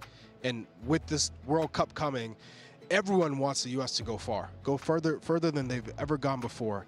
The pressure will be there if the performances don't match the quality of this team. Listen, I want to reiterate that the Jamaica game was the third consecutive game in a row where we didn't perform well. Trinidad, the Concacaf Nations League quarterfinals, at home, we did not look good, and we needed a couple late goals and a red card to get the result. We go down to Trinidad, we get a red card early from Serginho Dest. Obviously, that complicates things. We lose 2-1, and then we put out that performance against Jamaica. Yeah, but has there been any real pressure? I'm just saying. From the fans, from the media in the last 3 days, almost none. And by the way, then Berhalter went in the press conference and says something about us, and we haven't really even put any pressure on him. Right? Let's be honest. It's not, compared to the standards of what this sport is in other countries around the world, sorry, but the U.S. national team coach does not have much pressure, especially considering what his relationship is with the inside of U.S. soccer. I think he's supported entirely. Okay, we got to tap the brakes on this conversation, even though I'd love to talk about it for another 15 to 20 minutes more. It's a good thing we continue to do the show. We can get into it a little bit later. We're going to take our last break of Call It What You Want. When we come back, got some more fun stuff. So don't change the channel.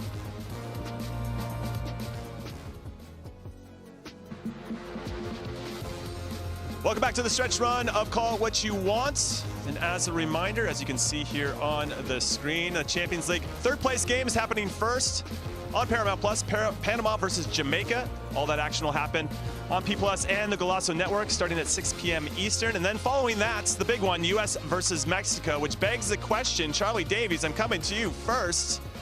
What has been the best U.S.-Mexico game that you have ever been a part of or seen or played in, or the platform's yours? Yes, it would be the very first match in Foxborough Stadium that I got to watch the U.S. men's national play in 1997. It was a 2-2 draw. The drama, the rivalry, you could feel it, you could sense it, and that was the moment that the dream was born for me.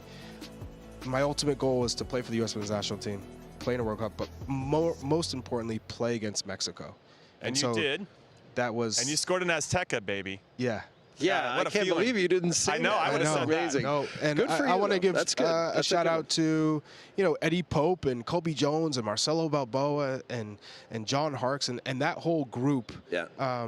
Because they inspired me as a kid, right? To see them out there balling, it was, the dream was born for me. So it led me to eventually getting the chance to play against Mexico. That's awesome. So proud of you. That's great. Yeah. Jesse, how about you? 2002. in the World Cup. That's a good one. Right. I remember being in a bar in downtown Chicago in the middle of the night watching the match. Brian McBride, a cutback from Josh Wolf, who was my teammate at the time. Brian McBride finish. Second half, Landon Donovan. I love those jerseys, by the way. Huge moment. I mean, all of us in the U.S. were pinching ourselves because we had made it to the quarterfinal. And by the way, so they'll know when to go quick and be aggressive versus, okay, let's keep the ball, let's keep possession, but keep it in the attacking half.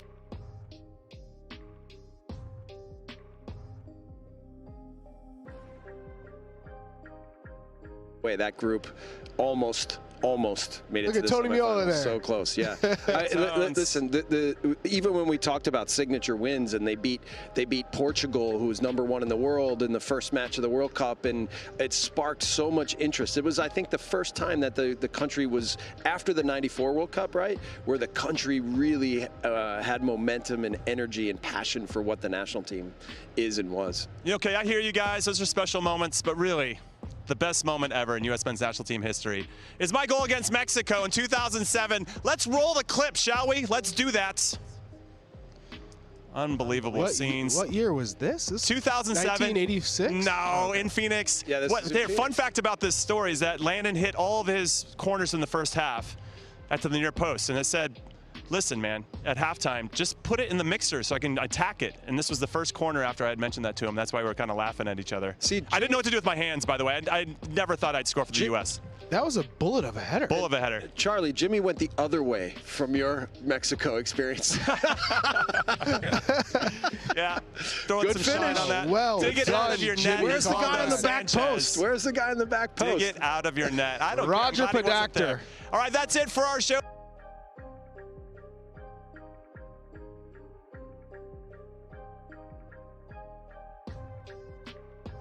The midfield, and then if you can't get down the line and penetrate, then Trick of Nations League titles. Can the Reggae Boys go one better and pull off a big upset tonight? And an early opportunity, locked into the back post, and the opportunity is on, and the opening goal is scored. Jamaica with the shock opener. Into that near post, it comes through, and there's the equalizing goal! The U.S. have saved themselves in this Nations League! Heartbreak for Jamaica, who have been outstanding. Baiting Haji Wright is in! Haji Wright with the go-ahead goal! And he's put the U.S. ahead in this Nations League semifinal. Haji Wright puts this one to bed. The United States in the final of the Concacaf Nations League. That was like... Hey everybody, what is up? And welcome to a very special edition of Call It What You Want. We're on location here in Arlington, Texas. We're just on this field last night. There were 2 games for the semifinals of the Nations League. The first one was the U.S. men's national team barely getting by Jamaica 3-1 in extra time, and then Mexico doing the business against Panama 3-0. I'm Jimmy Conrad alongside a few legends. I have a U.S. soccer legend here, Tony Meola, and a Chivas USA legend, Jesse March. Yes, yes, Jimmy. And I think the big takeaway for me straight away about the U.S. game, better to be lucky than good. Big Tones, you called the game. What were your thoughts now that we've had a night to sleep on it? Yeah, didn't sleep much on it. I can tell you that. It kept me awake quite a bit. Fortunate, you give them credit, you give Greg's side credit for battling and coming back and getting the result that they eventually needed, but it wasn't pretty for a 90-minute stretch for me, especially in the first half where it didn't seem like we had a lot of answers to this low block. And we've heard this conversation and this story for a little while. How does the U.S. team break this low block down? But they got some great performances off the bench. Gio Reyna came off the bench. Haji Wright obviously came off the bench. I thought Brendan Aronson played his part. There were some positives in this. Overall, though, Jesse, I was wanting a little bit more in this match from them. And I'll everything we say today, I want to start with the fact that never take anything away from what Jamaica did last night. They were organized, 5 players down from guys we normally would see starting. So the cards were stacked against them a little bit, but man, they put on some performance and gave the U.S. fits up until that call by Whittingham in the 96th minute where they got the equalizer. And then you kind of felt from there the U.S. was going to take over and win this one. Yeah, I think that specifically the last 30 minutes was the best phase of the match, and Jamaica, I think, was deflated by that last second goal. I felt like we lacked discipline, positional discipline with the ball to do some simple things in terms of build up and getting into the final third. So people always talk about this low block thing, right? And teams play with a low block because it's hard to break down. Like, this isn't a big secret. But there's a few little simple things that you can do, which is normally you're building on one side on the left, and then you're trying to create a couple little dynamic movements to see if you can create a little bit of space either in the back line of the opponent or then through the midfield. And then if you can't get down the line and penetrate, then maybe you go to the other side, or you create a little combination through the middle. And unfortunately, the game didn't look like that. It kind of looked like guys running around and trying individual plays and long balls and seeing if they could come up with one play or one solution on their own, which I think is all fair. Like, you want your attacking players to see if they can try to make a play, but do it within the structure so that it's easy for everybody to understand how everything fits together. Yeah, one of the things I think about whether I'm coaching or watching a game is the rhythm of each particular team. So if I'm coaching, you have a rhythm this is the U.S. last night. It just lacked a little bit of that pop. And then in the extra time, it picked up a little bit. And with the addition of Gio and some urgency from Brendan and Haji obviously being in good spots to finish off plays, we got to see that. And that has to be in place against Mexico on Sunday for them to really be competitive throughout the whole game. I think we'll have our moments, of course. But I think one of the things that I think about is the lack of urgency. There was a comment from Tyler Adams after the game saying, we lacked a competitive edge from the very first minute. And obviously that was on full display when we gave up a goal 30 seconds in. I mean, giving up a goal in the first 5 minutes of a half, or of any half, or the last 5 minutes, it's just concentration. And we just weren't switched on. And I thought that was gonna give us more urgency, right? Okay, cool, we got punched in the face. What are we gonna do about it? And it just played right into what Jamaica wanted. They got the early goal, they sat back. They're really well organized, Jamaica. I'm glad you brought up that we should show them respect, because I thought their game plan was almost spot on for about 95 minutes. But there's something about that lack of urgency throughout the game, that competitive edge that Tyler was talking about, that gives me some pause. And I say this, and Tones, I'm gonna let you speak, but I've got the microphone right now. I say this right now is because we saw this against Trinidad in leg 1 of the Nations League quarterfinals, where we had trouble breaking down a low block. We needed a red card in about 65 to 70 minutes to unlock them. When you start to see it in multiple games, that becomes what I like to call a trend, Big Tones, and we need to shake that. Yeah, we go back to the World Cup. The Netherlands did this to us, right? To knock us out. They went into a low block, so we're gonna have to figure that part out. But the concentration part, I think that would be disturbing from a coaching standpoint, right? You're locked in. It's the first 30 seconds of a match. You get a throw in. You don't defend it well. You don't defend the cross well. You don't defend well at the back post. Your goalkeeper is a foot in the goal when he's trying to make a play. Like, there's so many things that went wrong. And then all of a sudden, you come into this thinking that Jamaica's going to worth thinking. And my father used to tell me all the time, he had this saying in Italian, and it translates, and it's kind of a trite saying, but don't think because you're not equipped. He used to tell me, he said, by the time you think in a game, he used to tell me, the play's over. Like, you got to go to plan B.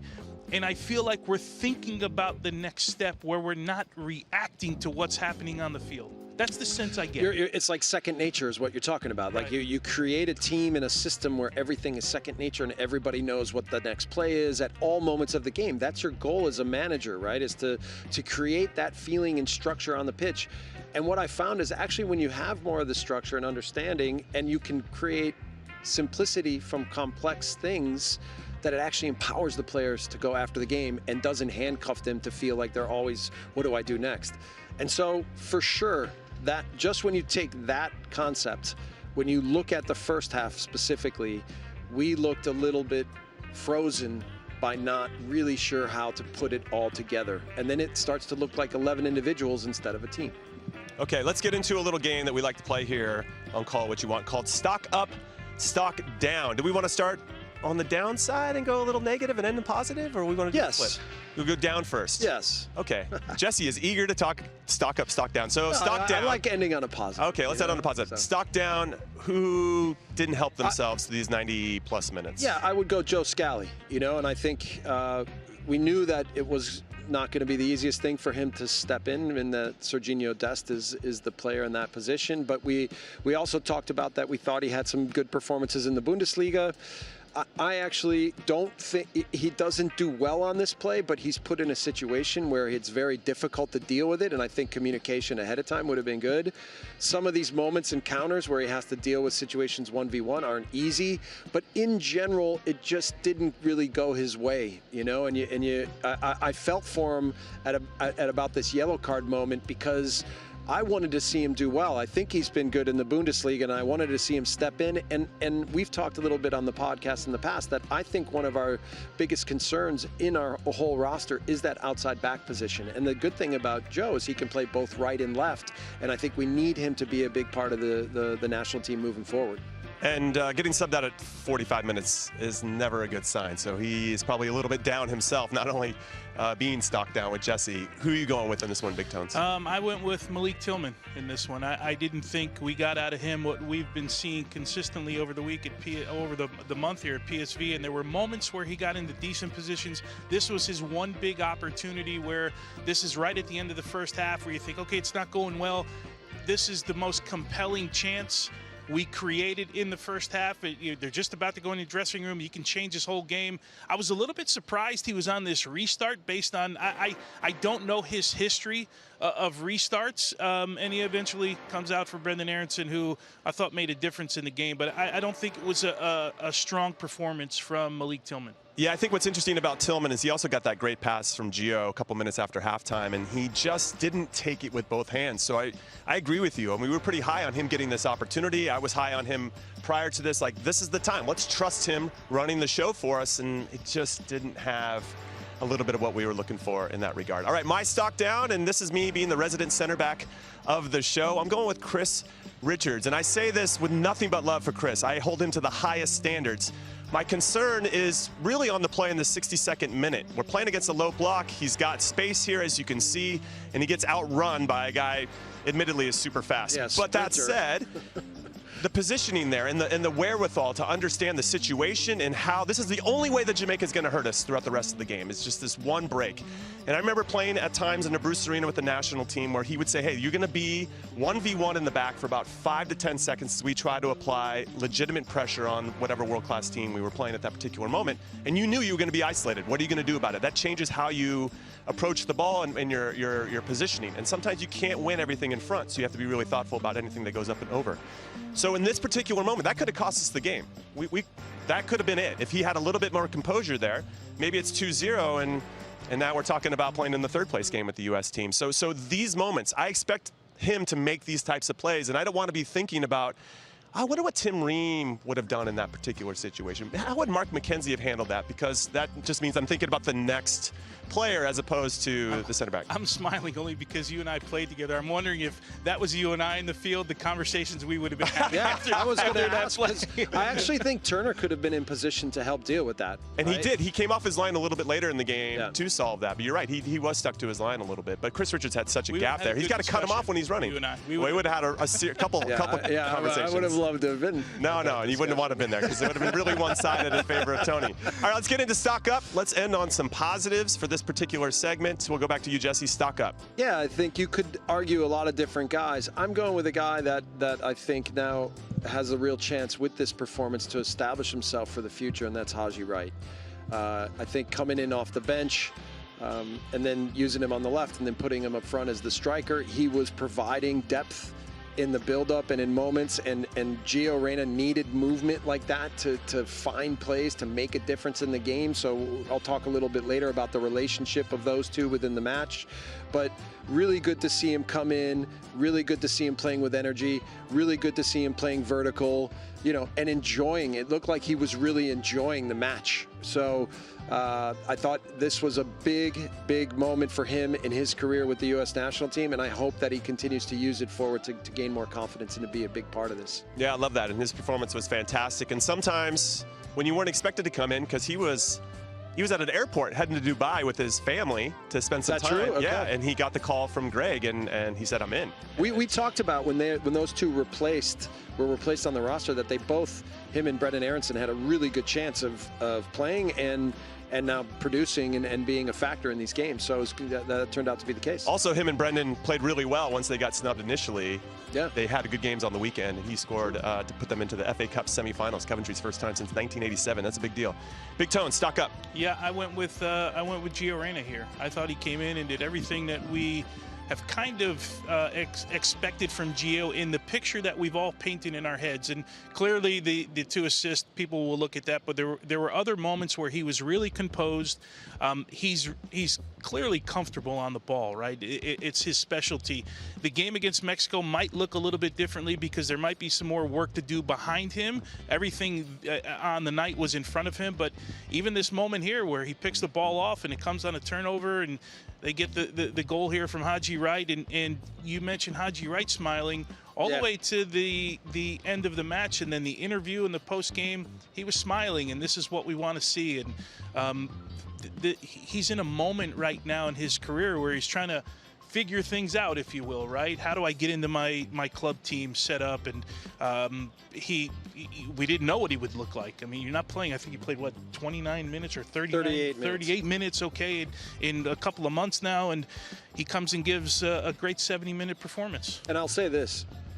This is not to take anything away from Greg Berhalter, but it was so clear that Gio was needed in the game and that he was the potential to be the difference maker. We needed somebody who could play in and around their front line and now make these kinds of passes that were going to be difficult, that were going to be clear in terms of what was going to add up to some chances. So, really good for him. There is something ironic, I don't know if that's the right word, about Gio Reyna having a performance that could have saved the reputation of Greg Berhalter in some capacity. I don't know how far we want to dive into that. Actually, we won't dive into it at all. Stock up for me. Let's get into it. I want to talk about Tyler Adams because it was just so exciting to see him representing the red, white, and blue once again. The last time we saw him in these colors was in the World Cup, the round of 16 against the Dutch. So for him to be back out in the team and back on the field, I actually thought he made a big difference. I know that he obviously holds the guys to a high standard, holds himself to a high standard. He made a ton of plays. He's just doing that little thankless dirty work that he's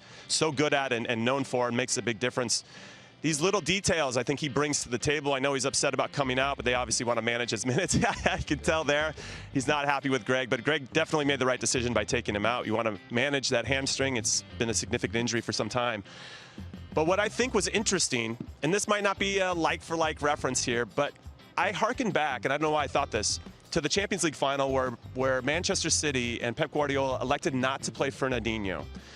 In that game, he went with Ilkay Gundogan in the 6. And we did something similar. We put Yunus Musa there, who I like him higher up the field. I wonder if he was a little bit higher up the field, how that game would have looked if we had a proper 6 there. Whether it was Adams or Cardoso, but when Adams came in, it felt like the balance of the team was a little bit better, and I want to see more of that. So I'm very curious as to whether Greg is going to elect to start a traditional 6. And this is, I love Yunus Musa. I have his pajamas at home, but that's not his best position. And the asks of him for that position are a little bit different. Well, even when we talked a little bit about positional discipline, so Tyler came in, clearly showed leadership. I thought every step he took on the pitch, I don't think he lost a pass. I thought he picked, he won some balls. It was almost a perfect performance for Tyler for 39 minutes. But the main thing for me is now you had a guy in the middle of the pitch who was sticking to his role, playing in his spot. It was a foundation and an anchor for what they were trying to do. And then additionally, he's telling guys to go higher, to come deeper, to press, to go here. So, all the things that I know about Tyler, which, I could talk about a million different things, but his presence on a pitch, his ability to be a leader, his ability to compete and go after a game, have urgency, like this is who Tyler Adams is. So it was great that, I advocated for not bringing him. And by the way, the whole time I'm watching and I'm proud of the performance, I'm like, please don't get hurt. Please don't. Please don't get hurt. So I was maybe another dad of his. I was maybe one of the only people that was in the stadium that was happy to see him step off the pitch because I know how important his health is to his performances. And there were 2 moments in that match, right? He became our metronome for a little bit, right? They got stuck in twice in the corner, right in front of the bench, and all of a sudden, ball came out and he found Weston McKennie on the other side. Just relieved the pressure. Nothing too intricate, right? But he recognized that, okay, it's better here to keep the ball than to force something, and I think that's what you get out of Tyler Adams, right? And his leadership when he's on the field, the way people feel about him, and You can sense it, right? You get a feeling that he's a calming factor for everybody around him. No, and I love that. And I'm still very curious as to whether he is going to start. We'll talk about it a little bit more in our preview for the Mexico game on tomorrow's podcast. But we got tradition here. We got word of the day. Call it what you want's word of the day. Are you guys ready? Yes. I'm going to give you the clues as well. The word itself is footbot. Footbot. Yes. Football. Okay. Perhaps the greatest player. Here's the first clue. I'm just going to get right into the clues. Perhaps the greatest player this country has ever produced has the distinction of being the only player to have played on the winning side for both Barcelona and Real Madrid during 5-0 El Clasico victories. Okay, that's clue number one. The second one, this men's national team won an international tournament despite qualifying after another country was disqualified. Football. Wow. Those are convoluted clues. Mm-hmm. Which country, which language? Couldn't get any further apart with those clues. What was the Real Madrid one again? Real Madrid, Barcelona? The player played for both in 5-0 wins, so obviously influential in both. Wow. I'm going to go Brazil.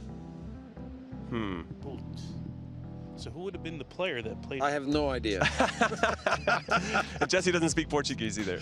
Yeah, obrigado. Because Figo comes. I'm trying to. My family is from this country. If that helps at all. So it's not Brazil. Okay. As much as I want to be Conradinho, it's not Rio. It's not Rio. That's out. Conrad has to be Irish. Close, but not right. I have a little Irish, but not majority. Okay. It's Denmark. Denmark. You guys both get 0. Explain. So Michael Laudrup was the first one, and they won the Euros 1992 when Yugoslavia got disqualified. Is that the word? Okay. Footboat. Yeah, that's how you say it. Footboat. I would challenge the pronunciation. Yeah, that's okay. Fine. My family's from Denmark. Whatever. All right, we're going to take our break here on Call It What You Want. When we come back, Greg Berhalter had some things to say after the game. We're going to get into it right after this. You know, I think I heard somewhere, read somewhere, why did Gio get called into camp? Did you guys hear any of that? Anyone? No? Well, I think he showed why he got called in camp. You know, amazing quality, amazing talent.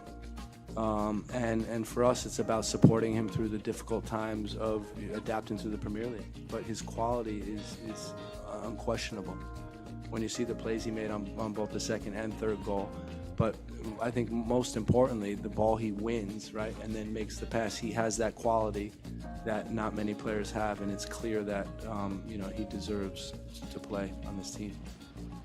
All right, the first thing I think about, boys, when I see that clip from Greg is, Mr. Berhalter, please hit like and subscribe when you're following and listening to our show. Because I think he's directly talking to a clip that we put out, the discussion that we had, specifically with you, Jesse Marsh, about whether we should bring in Gio Reyna into camp. And to give some context to everybody, we were just saying it from a culture standpoint and setting precedent. And he's not playing a lot for his club.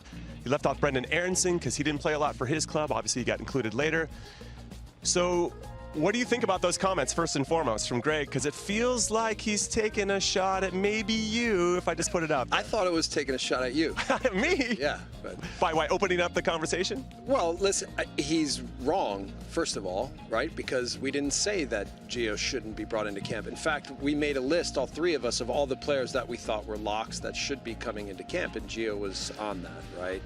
We were just having discussions, like you said, a little bit of, okay, when you're putting together a national team squad at any moment, and now you have to evaluate form, fitness, everything else, and what you need from the team. And we talk later about even understanding the togetherness and the mentality and the growth and development of the team really now continuing to push, not just from a football standpoint, but from a togetherness and real team belief standpoint. And to be fair, this is what we saw last night. You know, as much as the game wasn't anything that any of us, and I'm sure including Greg, would have hoped, is you still saw this American belief that helped us find a way to get the result. And Big Tones, this is the first time you've seen that clip. What are your thoughts? We were busy after the match last night calling another game, but the first thing that comes to mind is, what the hell is he addressing this for? Like, your team, I'm sorry, congratulations on the win. We just talked about it. Your team performed pretty poorly for 90+ minutes, given what we expected. And this for me is a deflection, right? So you did him a favor if he's talking to you or he's talking to anybody else, because this is a deflection. I don't understand how you can address this in a match. You're a national team coach, right? I'm always rooting for the national team. I know you guys are always as well, right? And we want the best for this team. But the reality is that he didn't address anything. I'm sure he addressed some of it in the press conference, but he clearly was thinking about something else that had nothing to do with what happened in the match, or how he was prepping for the match. Because I don't know, did they tell him before the match? Did they tell him after the match?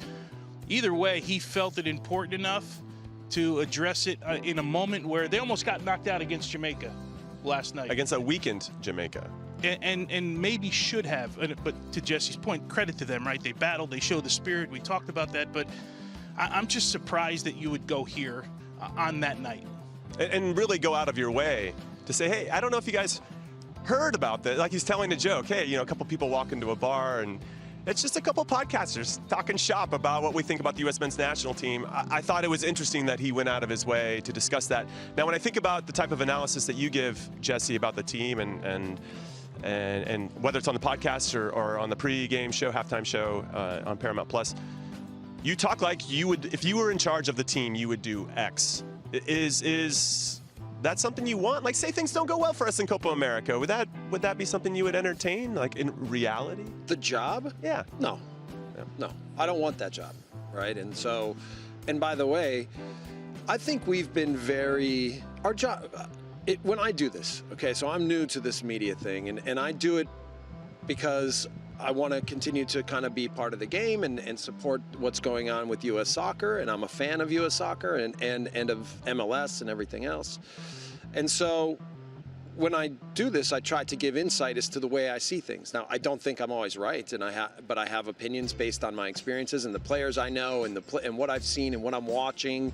And so I don't think that anything that we've really done as a podcast has been that unfair. I actually think we've been pretty supportive.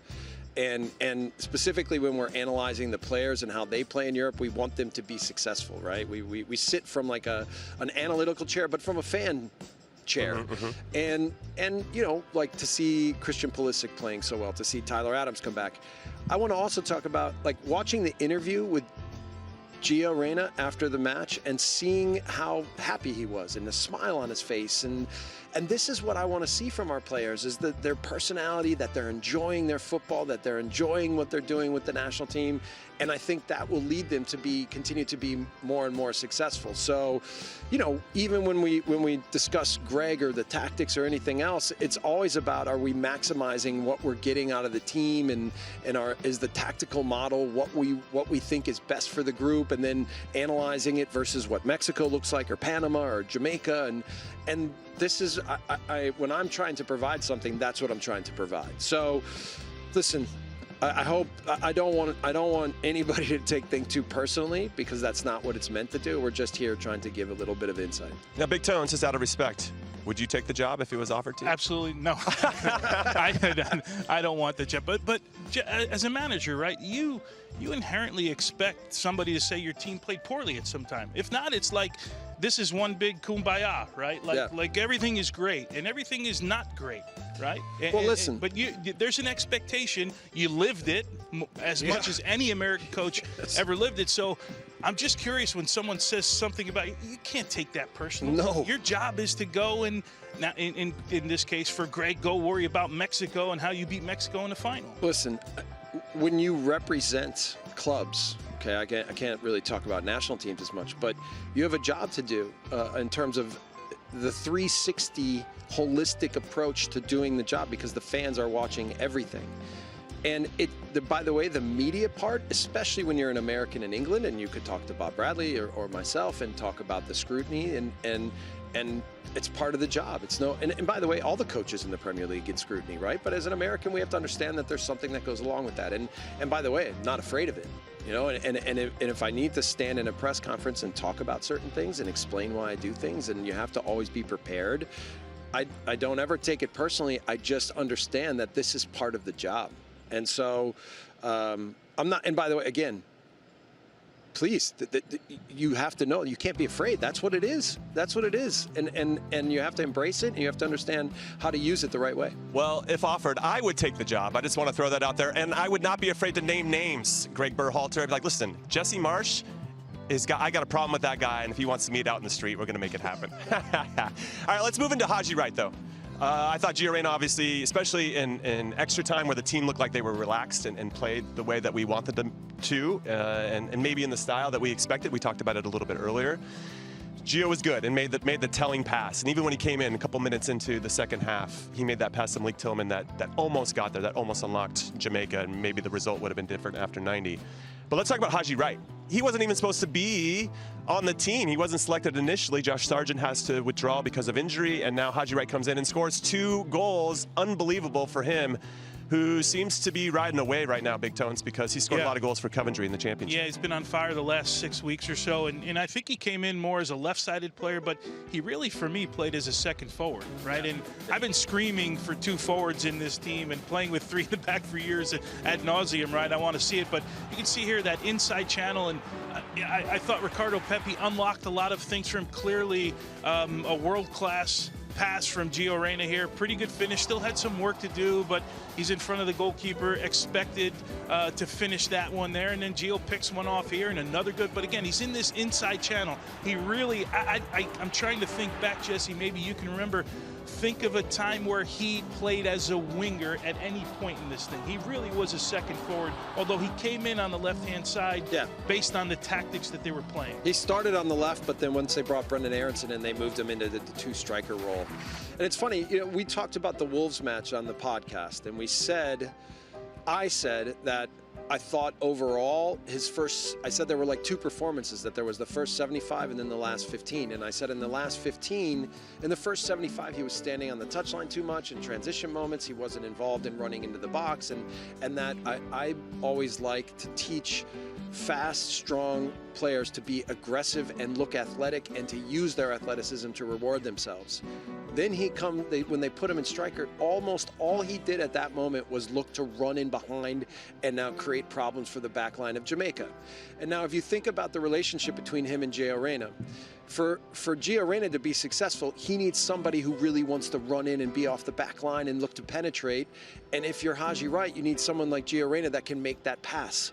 So the combination of moving him into the striker position and then having Gio continue to float around and be in dangerous spots, because sometimes the midfielders for the U.S., they start drifting out wide in the buildup and they're not putting themselves in dangerous positions to play through lines, to make the kinds of plays that make a difference. And for me, the best thing about Gio was that he came in the game, he put himself in difficult positions. He was like, give me the ball, and I'm going to find ways to make the next play.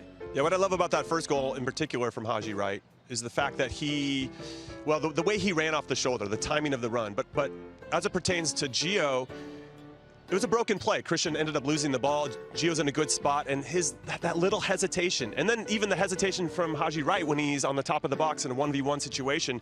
I'm going to take this guy on. I'm going to make something happen. That's confidence, and confidence is a hell of a drug, Tony. And I think that we need to see more of that. I know we're going to discuss, and we have another podcast tomorrow about our preview for Mexico, but I'm interested in, is that enough now for Haji Wright to maybe merit a start? And I know we have a question from some of our loyal listeners that's going to pertain to this. Yeah, let's tease them a little bit. I think it's got to be a discussion, right? When you sit and you start the game plan for Mexico, I think absolutely it's got to be a discussion. There's a couple other positions on the field that I think they need to discuss for sure, right? But you oftentimes with goal scorers, right, you got to ride the wave, right? He's in really good form right now. But I want to go back to your point about the runs off the shoulder. I feel like we've come out of a couple of national team camps and have gotten the indication we need to find Flo Balogun because he likes to run off the shoulder. We need people to recognize that run, and Gio's one of those guys. And makes me think, if you pair Gio, and we saw it, what was a Mexico game, right, where he snuck one in on that right-hand side, and Balogun scores, may even been his first goal for the national team if memory serves me right. But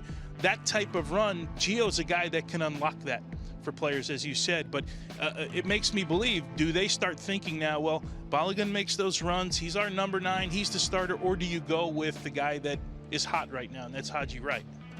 If you're asking me, I would continue with Balogun, Weah, and Pulisic. I think these 3 guys are going to be a cornerstone of how the team moves forward.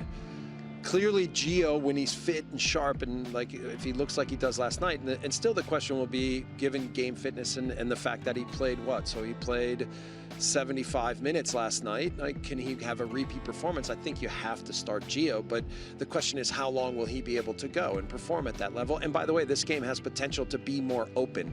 That game didn't require so much physical output from the attacking players because Jamaica was so deep, especially in the second half, and it didn't require full game fitness. Mexico game will be different. But I think Balogun, and we've talked about this with Monaco, and when I've been in the stadium a couple times live to watch Monaco play, and Balogun is always making really good runs off the back line, but he doesn't always have players that are looking for that and are feeding him the right way. And then it's kind of led to Monaco taking him off the pitch and using him more as a reserve or out wide, which I haven't liked to see. I want to see him being successful and being a real striker. So I would continue with that. I would think Gio comes into the group. We can talk more about this tomorrow, but yeah, I mean, I think you have to have a balance for this game of continuing in the process of what you're trying to achieve with the team, but then also looking at which players are ready and in form and are performing. Just very quickly on that point, I thought that Balogun in particular, or maybe the team overall, we just didn't have that third person running. It wasn't consistent enough because Balogun, he puts himself in good spots. We play a good entry pass into him, and then there's nobody making that initial movement so that he can see it out of the corner of his eye and play him into that space. He's very good there, but if we're not making those runs, in fairness to Jamaica, I thought they were very organized. Yeah, and I think the way it worked out was a lot of times because we would have some rotations on the wing on one side and the other, and Balogun's kind of waiting in the middle for something to develop so that he can be in the box, and at times it was almost like him against three center backs, or maybe two as they're shifting over. So yeah, of course, could we find him a little bit more? Could we have the right kind of timing of runs? And then there was the discipline of the tactics in the first half where by about the 25th minute, there were players running all over the pitch. And the thing that I said even yesterday was, it's tough to be a player on the field when you have a tactical system and your expectation is that when you get balls specifically in tight spaces that you're expecting movement and ideas in certain spots with certain players, and they're on the other side of the pitch or they're on the back line, and then there's no real continuity to what you're trying to achieve. All right, we're going to tap the brakes here on the show. When we come back, we're going to talk a little bit about Mexico and Panama and Mexico's big 3-0 win, so don't go anywhere.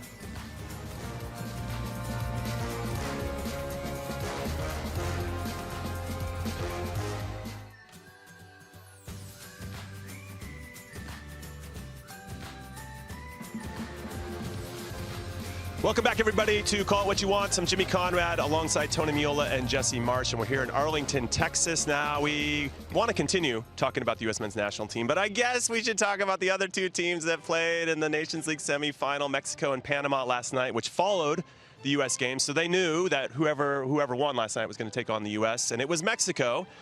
Pretty good performance from them, all things considered. Jimmy Lozano, they call it Jimmy Ball that he's been playing. I thought they looked pretty sharp, all things considered. Big 3-0 win, if I hadn't mentioned that already. I thought they looked dangerous on set pieces, which, like, wow, that's interesting about Mexico. And then I saw the possession, only 40% possession. Usually they have a lot of the ball. That's interesting about Mexico. They had 6 shots on goal. All 6 of them were on goal. Great execution, all things considered, from Mexico. Panama, I thought, was in there like 10, 15 minutes in either half, with dictating the game a little bit, but not enough to ultimately change the results. Jesse, I'll come to you first. What your big takeaways from this, and how impressed were you with Mexico overall? So there's a term in German called souverän. When they say a souverän Leistung, it means a total performance, right? And I thought Mexico, it wasn't a total performance, but they were clear with what they were trying to achieve. That's the kind of the point, is I thought how they used their wingers and how they were active to try to find space behind Panama's back line, and if Panama wanted to try to defend with a 5, and how they wouldn't allow them to just now keep things in front of them, something that the U.S. wasn't able to really do against Jamaica. They were really good in this game in terms of that, and defensively, they have a little bit of a question mark of speed in the back, which will be important for the match on Sunday. But in general, it's a Mexico team that looks like they have their swagger back, that understands a little bit of how they want to play now, that's able to execute it, that has the pieces that can play that way. So it sets up for me a really interesting matchup on Sunday, that's for sure. Yeah, I thought they were good on the night. I thought Panama was also good on the night. And you take that 5-minute stretch at the end. I thought Mexico started well the first 10 minutes. Panama started to grow in the match once they could find the midfield a little bit. And we knew they were going to at some point. And then that last 5 minutes of the first half, the 2 goals, and we were just talking about it right in the last segment. You give up goals in those moments.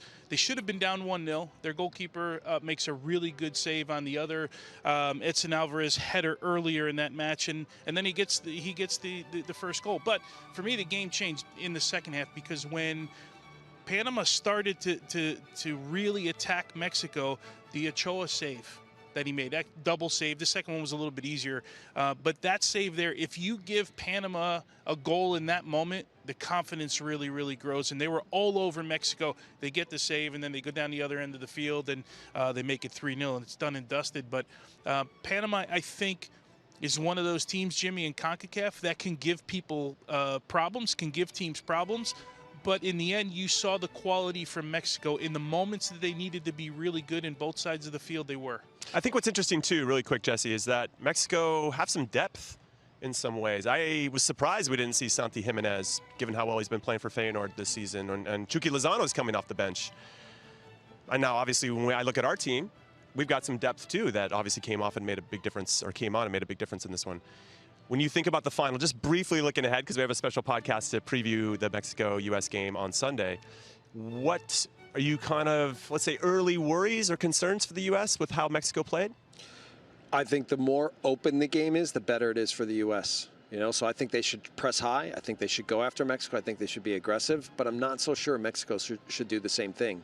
I think Mexico would benefit from keeping things a little tighter defensively. They saw that the U.S. has a little bit of trouble breaking down a lower block, look to go on the transition, and then still, when they have possession, they have some good movements and good ideas, and I think they can hurt the U.S. in possession. But can the U.S. be good in pressing? Can the U.S. be good in attacking transition? That, for me, will determine how good they can be on the day. Woo, it's going to be a good one on Sunday, U.S. versus Mexico. It's going to be on Paramount+. We'll obviously have a special podcast about that tomorrow, big preview for you. But we want to get to your questions first. We got a little mailbag segment coming up right after this.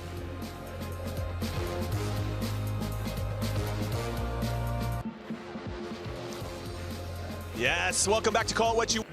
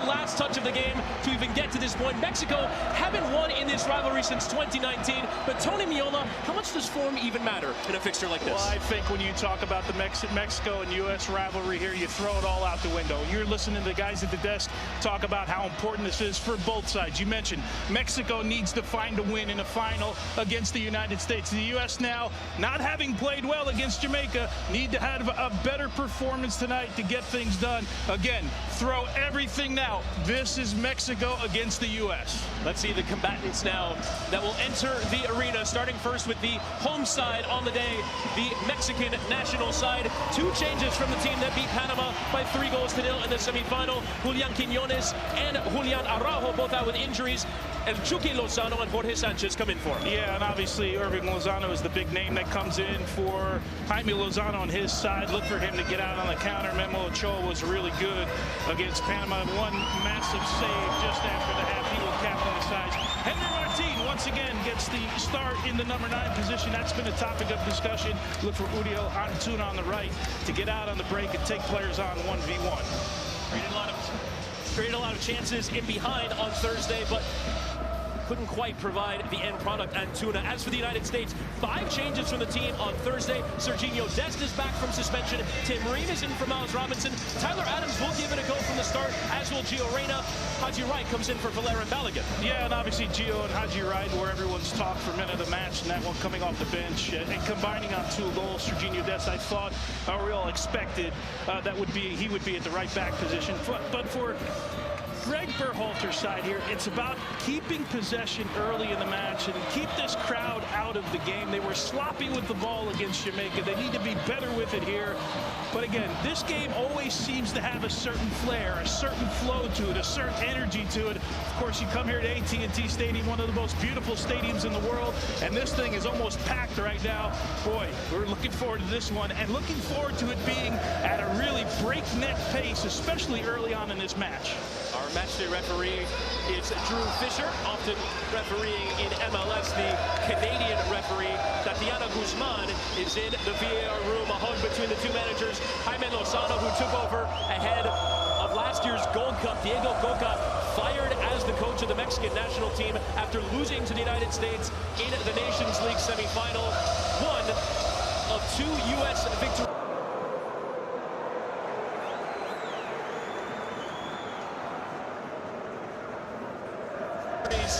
Over Mexico in this competition. This is a competition the U.S. has dominated, beating them by 3-0 last season. Mexico will want to return to the top of their perch. So often the giants of Concacaf, the United States, have wrestled that title away from them, having won 4 of the last 6 meetings, unbeaten in the last 6 meetings. The best rivalry in the region is underway. It's the United States and Mexico in the Nations League final. Surge of noise through the stadium. You mentioned, Tony, that the U.S. will have to keep this crowd under control. A lot of partisans in the favor of Mexico here this evening. And heard on an initial roar, and a long ball from Montes up to Chucky Lozano. Very much the favorite of these Mexico supporters, and draws an early free kick at the expense of Serginho Dest. And early on, we always talk, Chris, about where you're going to start your pressure. No pressure on the ball. Montez able to serve this into Chucky Lozano on the wing here, and Serginho Dest maybe a little bit anxious early in this one. He has his attacker facing the touchline, and he fouls him here in a really dangerous position. The United States conceded after 30 seconds on Thursday. Surely do not want to fall behind early again here. Chavez and Chiquito Sanchez.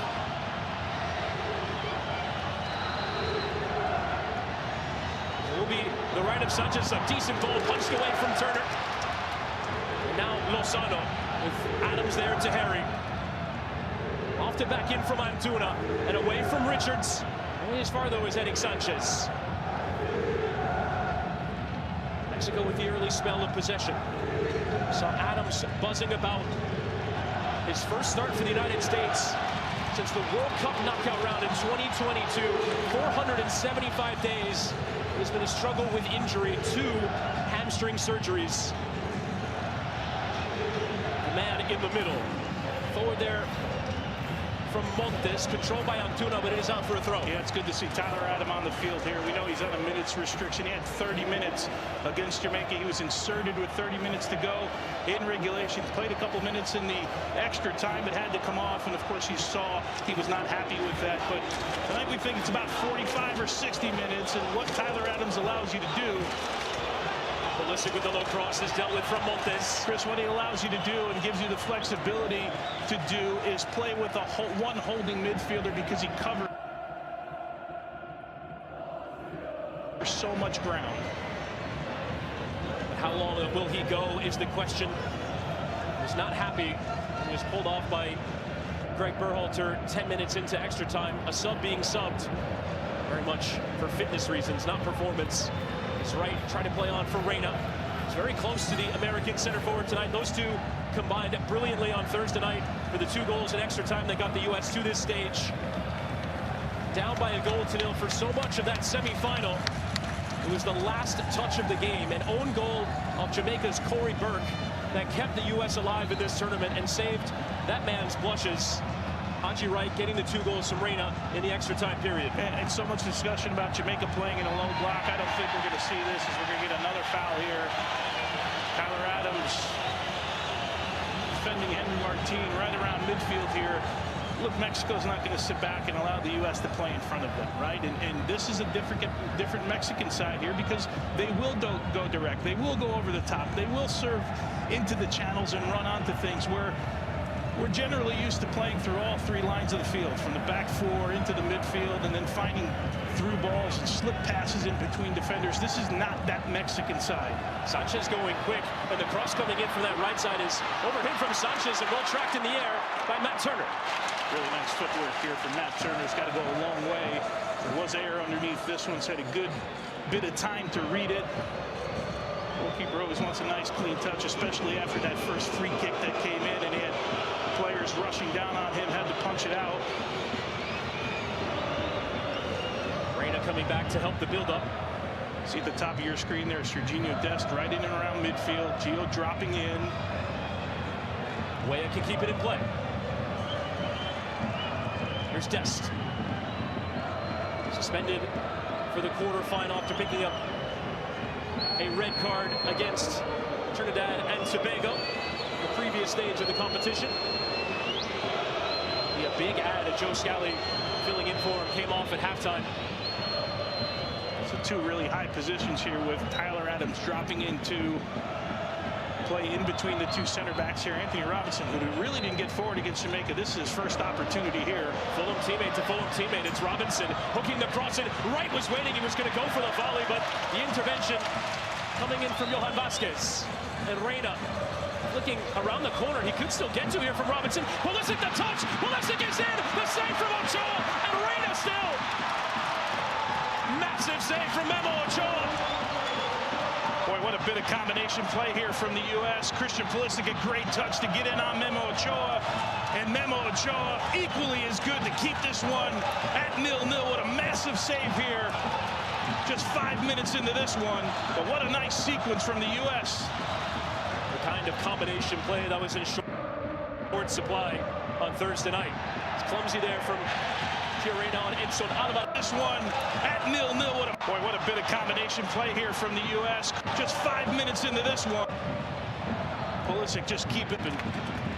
Was running away from Pulisic, but a good opportunity. It was just flicked on by Chiarena, just trying to keep the play alive before Pulisic made that. Chiarena just trying to keep the play alive before Pulisic made that through run. Something for Mexico to think about. A little scare early on here for this back 4. Edson Alvarez.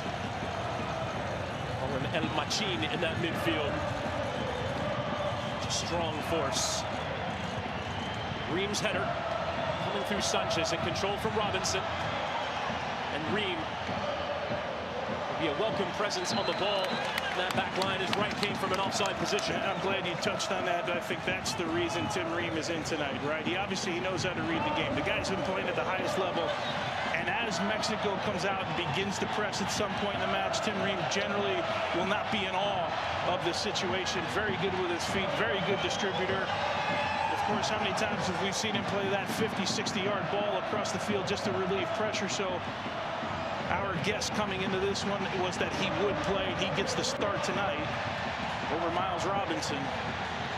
Put done from Gallardo. Won by Richards, but a good step there from Vasquez. Now El Chucky Lozano. As the wave goes through the ground, a bump of Lozano. It is a free kick. Let's go down now to Susanna Fuller, who has an update on how Greg Berhalter wanted to start this match with the United States. Yeah, Whitty, it's a pretty perfect start for him. You saw that early chance from Pulisic. He wanted them to get out on the front foot early and kind of establish their presence. And I'll also go back to that early foul from Sergiño Dest. Greg encouraged his guys to start out really physical in this match because he said if they don't play hard, they don't have a chance against this Mexico side. So things going according to plan so far for the U.S., Chris. But Chris, to Susanna's point here, playing hard, that's the bare minimum, right, in this match. And you're already seeing the intensity is so much higher and quicker than the 3 games we've already viewed in this last 4 matches of the Nations League. Alvarez had the overlapping run of Sanchez, but takes the short option here with Luis Chavez. His dead ball delivery on Thursday was a big difference, created 2 big chances with Alvarez as Weah will put Johan Vasquez under pressure here. He just has to concede the throw-in. And the one thing we've had discussions in and around this back 4 for Mexico, the one place if the U.S. can run at these 2 center backs, there's probably some moments to be had in this match because the conversation about Montes and about Vasquez is that they don't have a ton of speed. So if you can attack them 1v1, I would imagine you see Haji Wright, Gio Reyna coming through the midfield, Pulisic cutting inside, trying to get around them on the dribble. Throwing into McKennie. And Dest, the challenge off of Gallardo. McKennie enjoying a fantastic run of club form. One player in Europe's top 5 leagues has more assists this calendar year than McKennie. That is Kevin De Bruyne of Manchester City. Remarkable company. Alvarez getting out of the area. The attempted strike there from Richards was blocked. The cross in from McKennie. Does come off of Gallardo last and out for a corner. Another good sequence from the U.S. on a deep throw in here, keep it in the attacking third. And Pulisic here is going to hear it as he goes into the corner. And corner kicks were an issue against Jamaica, getting that first bit of service right. We do see Sergiño Dest and Tyler Adams going to the near post. A different look than we saw against Jamaica. Pulisic's cross in is away from Cesar Montes. Now Anthony Robinson. Just take the safe option and go back to Matt Turner a few steps out of his penalty area. Good run by Pulisic. Just stumbled there, and it was too close to Memo Ochoa anyway. You see Matt Turner just to our right with his hands on his head because he knew he had Christian Pulisic on the run, and a better ball would have found him.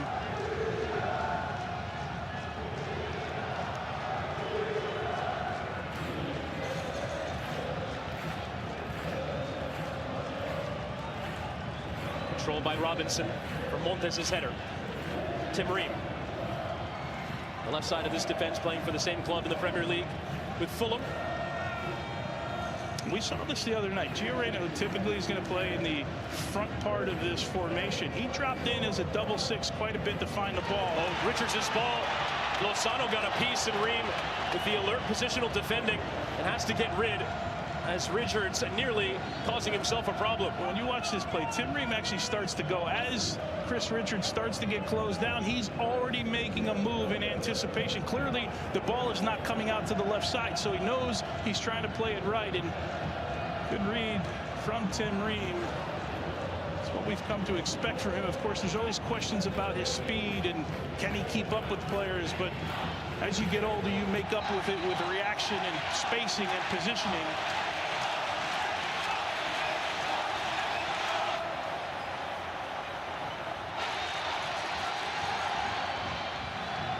The Mexican fans in full voice. Reyna will go direct and allow Haji Wright to chase, being held there by Vasquez. And the referee's going to give a free kick here to Mexico.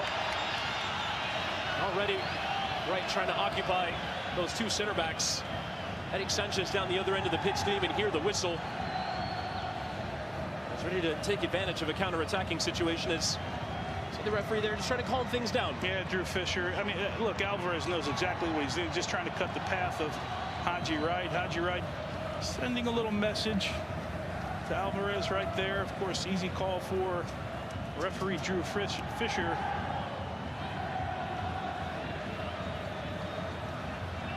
Look, I think in this fixture, Chris, you come to expect those little challenges, right? The little nudge after, maybe leaving a foot in every now and then, and you wouldn't in some other case, going into the tackle a little bit harder.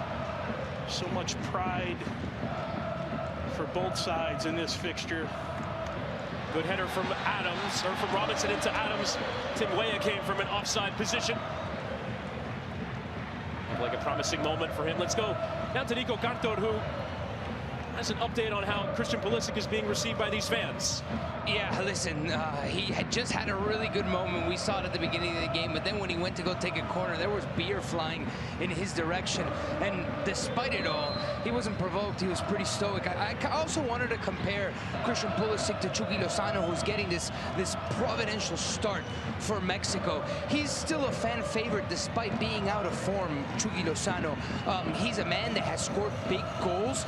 And we remember his goal against Germany in the World Cup, but he has yet to score against the U.S. compared to those 4 goals in the last 4 games that Christian Pulisic has scored against Mexico. So tonight, it's a golden opportunity for Chucky Lozano. Thank you, Nico. Pulisic has scored 3 of the United States' last 5 goals against Mexico.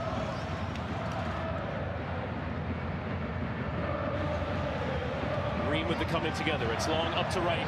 He's been largely starved of it. A shove in the back there from Montes does give the U.S. a free kick. Let's take a look at the earlier chance for Christian Pulisic created by Reyna. Yeah, good ball flicked in. Reyna continues his run. Anthony Robinson flicks it onto him. And how about that touch from Christian Pulisic? And goes with the right because it was almost a snapshot. He had to get to it before Memo Ochoa got there. Play of the first half so far from Ochoa.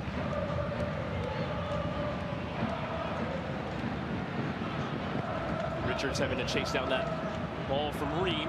Gallardo propelling it forward.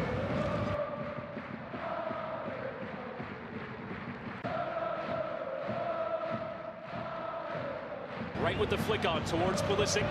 Sanchez taking no chances. Well, it's going to be a good battle here between Vasquez, Montes, and every time a ball goes up to Haji Wright and it's in the air, Haji Wright is taking a couple of hits from behind. Can he get a flick on, maybe find a runner in behind with Pulisic on one side? Someone else, Timothy Weah on the right side. Someone running from deep, but there's going to be a challenge for every ball in the air, Chris, and we've already seen it here in the first 14, 15 minutes of this one. Des to put the cross in. Pulisic to play that back post ball, but it's shoved in from right. This resulted in a Mexico free kick. Pretty good ball. Played in by Kenny, a little instep, driven ball to the back post. What a story Haji Wright is through this Nations League. Getting the 2 goals on Thursday. Greg Berhalter revealing after the game that Wright was on his way to a family vacation in Dubai in the airport when Greg Berhalter called him and asked if he can be an injury replacement of Josh Sargent. The Norwich man missing out on this Nations League due to injury. So Wright comes in, comes off the bench, scores a couple goals. Look, things don't always work your way, right, with selections, whether it's getting on the roster or being in the starting 11. But when you get your opportunities, you have to take advantage of it. He's done so to the point now with a little knock to Balogun. He gets the start tonight. Pulisic on the long ball from Anthony Robinson, puts the pressure on Sanchez, clears away for another corner. Right, Sanchez, the Porto man, has played in some pretty big games here over the last couple of weeks, and this is going to be a nice battle between he and Christian Pulisic as he once again hears it from this Mexican contingent.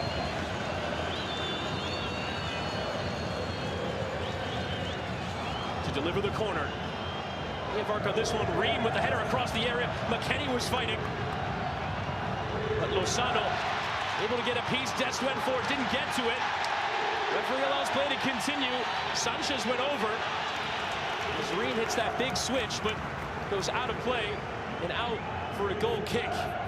Dest with that involvement in the middle of the pitch. If they got away from him, Mexico were away.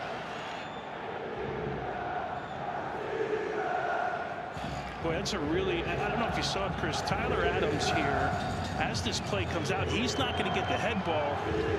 And if this is flicked on, they're going on the counter. So what does Tyler Adams do? He realizes he's not going to jump in front of the opponent. He steps his body in front and stops this play. Then there was the little melee with Serginho Dest, which was not a foul in my estimation, and they kept going. But Tyler Adams, in a moment and a great decision just to jump in front of the opponent, breaks up this counterattack.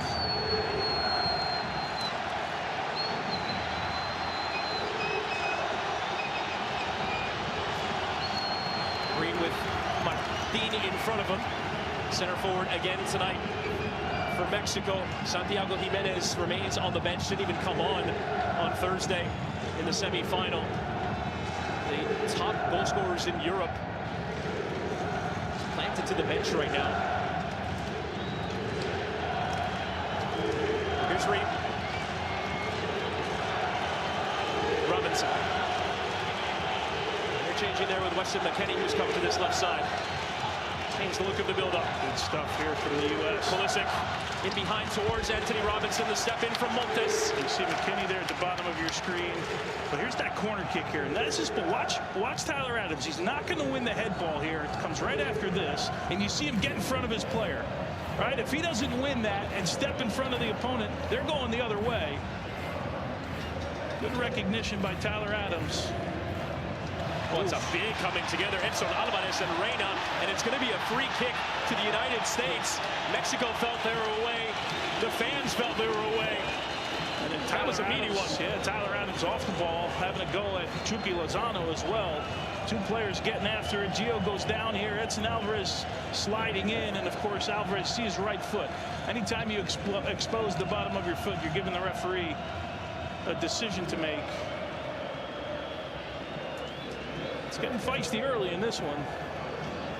Both teams completing fewer than 70% of their passes in these early stages. It is the tight battle that you come to expect from this rivalry. Yeah, it's not a surprise that that's the number, and I assume it'll settle down at some point, but this players just breaking up plays and really working hard defensively.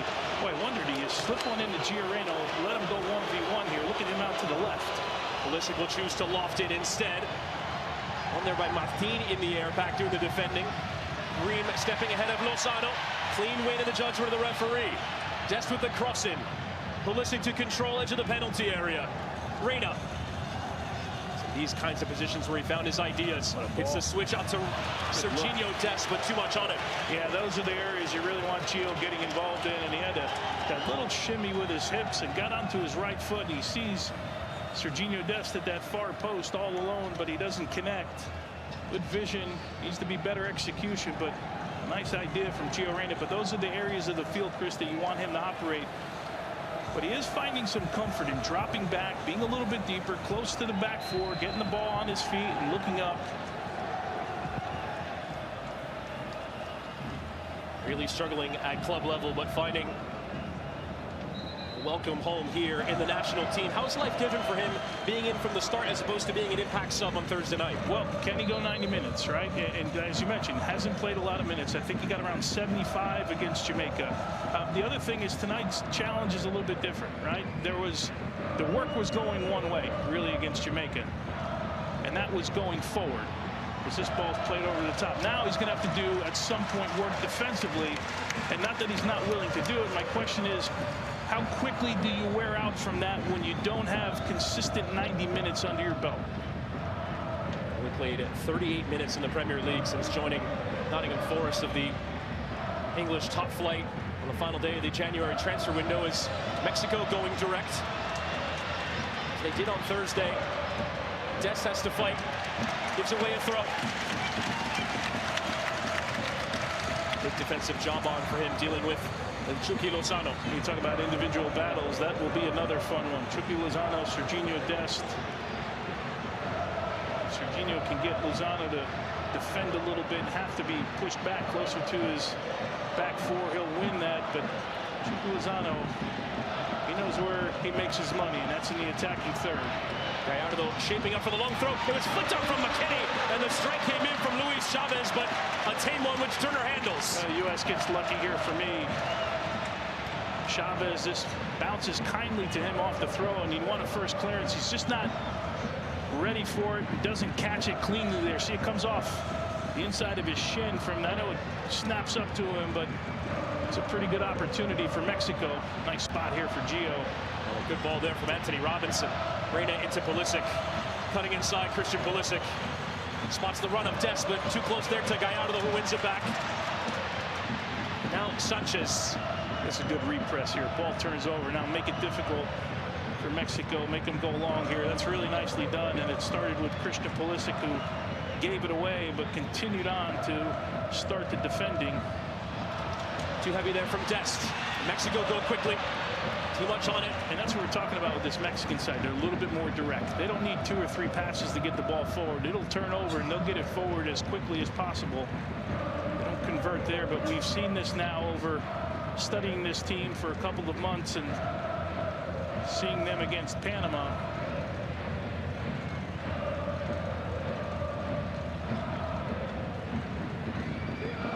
The United States knew the level of performance had to improve from Thursday. Robinson, small forward cutout. Reyna, pressure coming from Martin, and Reyna handling it.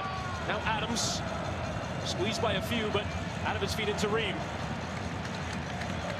Adams said that the U.S. came into the locker room after Thursday, and we're not celebrating getting to a final. They knew it had to be better. Long stretches, the U.S. impotent going forward as Martin tried to leave it for Antuna, still tries to find him. Antuna lets it run, still through the penalty area. Adams with the covering defending, getting rid, putting out another fire.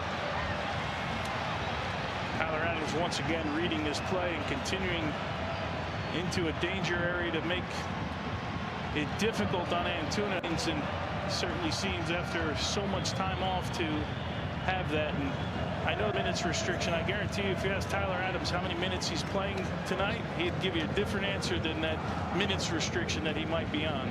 He'd probably say 120 if needed. It's Martin's ball towards Sanchez, given away. Jorge Sanchez, who was suspended for the semifinal, comes in for Julian Araujo. Just looking at this U.S. side, they've been able to get Anthony Robinson on the left-hand side involved, and I think a lot of it has to do with Gio shading to the left, Christian Pulisic on the left-hand side. Can you balance it out on the right side now? 25 minutes in, we haven't heard a lot from Timothy Weah. We haven't seen Dest get forward all that much outside of deep restarts. Can you find some connection with McKinney and Weah, who obviously play at the same club on the same side of the field?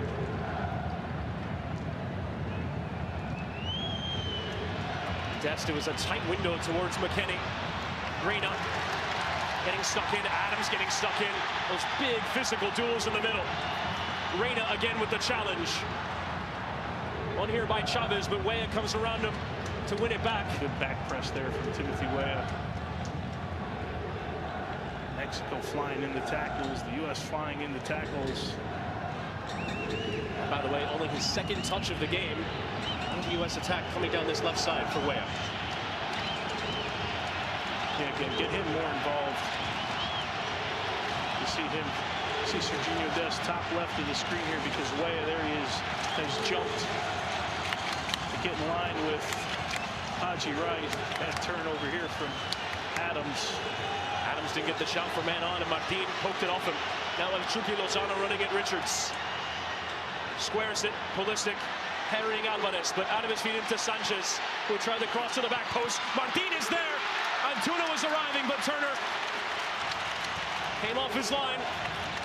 Chris Richards had it in his mind that he was going to chest this one down to Matt Turner. I don't know if he recognized the run from Antuna continuing, but worked out in the end. Nicely done by Chris Richards, poised in that moment.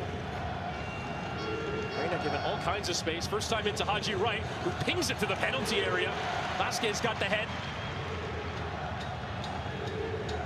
McKinney lofting it out towards Dest. Decent first touch inside, and Vasquez arrived to it before Dest could. Now a space which Lozano occupies. Goes beyond Weston, hold to the floor. He felt he had to take it. A yellow card for Weston McKennick. Yeah, I don't think there's any question about this one. We kind of saw it setting up when Chucky Lozano shifted the hips a little bit, got it on his right foot, pushed it by Weston McKennie right here. And there's the grab, an easy call for Drew Fisher. A lot of real estate in front of Chucky Lozano to run into. Weston breaks it up, picks up the yellow card.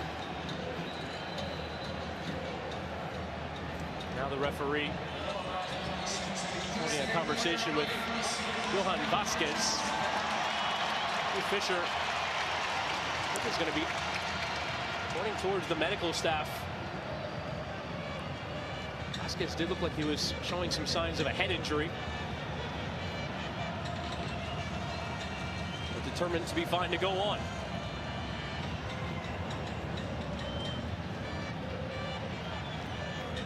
Here's Chavez.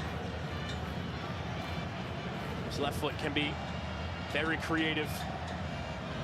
Ochoa taking no chances in going long.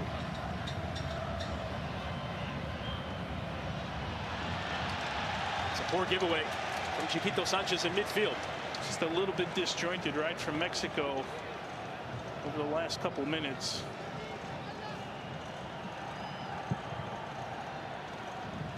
McKennie towards Weah, but chest in from Gallardo. And Ream was bumped off it there by Martin. A strong challenge. This game, no doubt, showcasing the physical aspect of the game. It's like Haji Wright has gone down the far side of the field, just getting up. Here's Ream taking a hit from Henry Martin.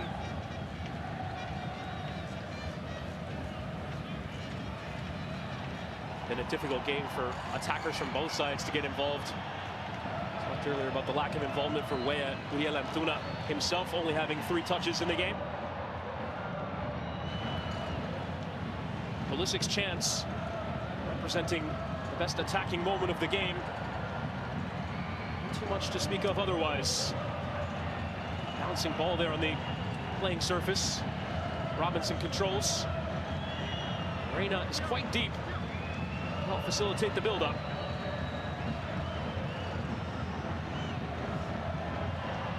Tim Ream. With the starting position of desk, the top of your screen here, Anthony Robinson. Big long ball towards really him. High and aggressive. Challenging from Sanchez, and he appealed to the referee, who agrees it's a throw into Mexico.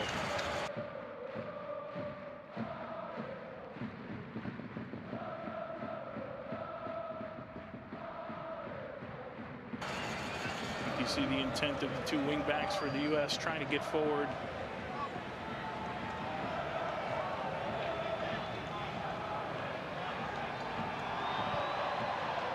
Adams with an armful there of Martinez. It comes out to Lozano.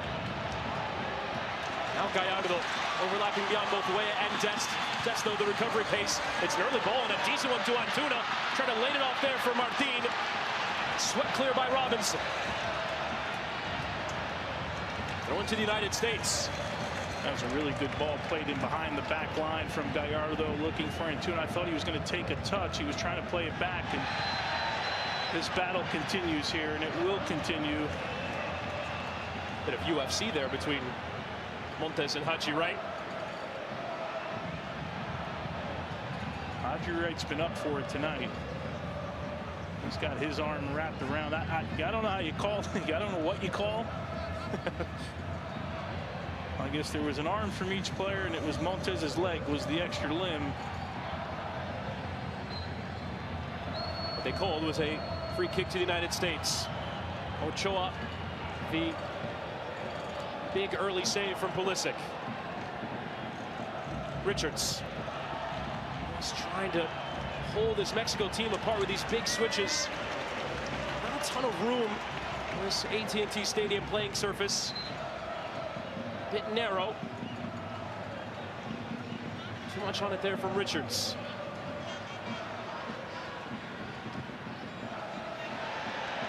Another coming together. This time Alvarez going over. Fiorena stuck a boot in. Alvarez is still down there behind the play. And Turner just holding on to the ball, and now the referee will come back.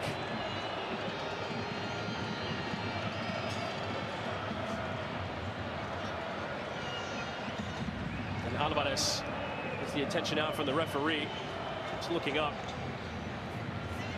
Here's that challenge. Here's Gio Reyna coming in. Oof. Alvarez kicks the bottom of the boot. Does Reyna stick his studs out here?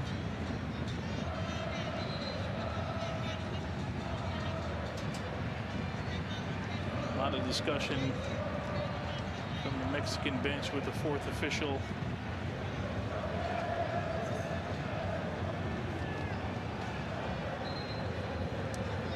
Gio Reyna going over to shake Edson Alvarez's hand here. See those stats for Reyna. Those 5 assists have all come in the Nations League. It's 2 multi-assist games, including the Thursday semifinal against Jamaica. So Alvarez will now walk off to eventually re-enter via drop ball in the U.S.'s penalty area.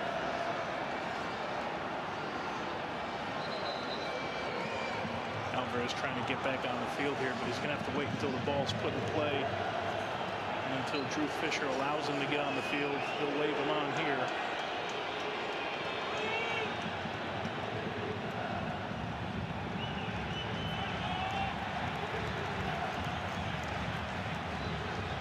McKennie.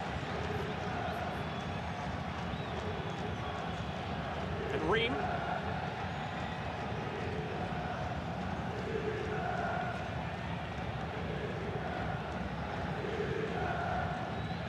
Richards going back to Turner. He's in shape, doing a decent job interrupting the U.S. buildup. Robinson went for the square ball, but well beyond Reyna.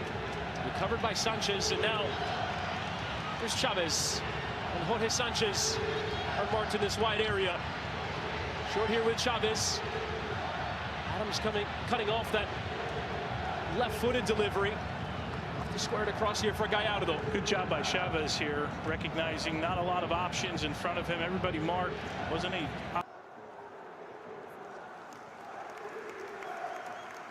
opportunity to squeeze a pass in between defenders, pulls it back, and they eventually lose it on the other end. But Chavez's decision in the midfield was pretty good. And in that turnover from Robinson, good transition defending from the U.S. to get bodies back.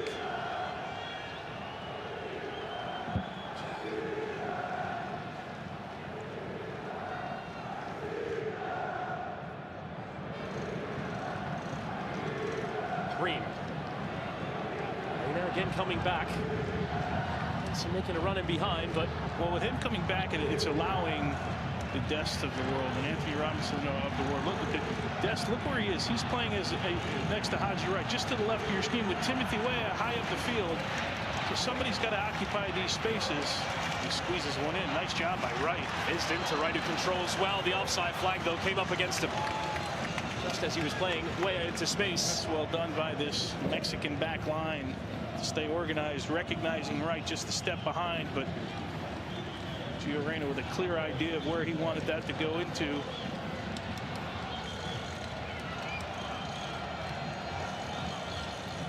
The last Mexico win in this rivalry coming in a friendly after the 2019 Gold Cup. It's at the beginning of the Greg Berhalter era. The U.S. have not lost since. As Reyna steps, really have the option.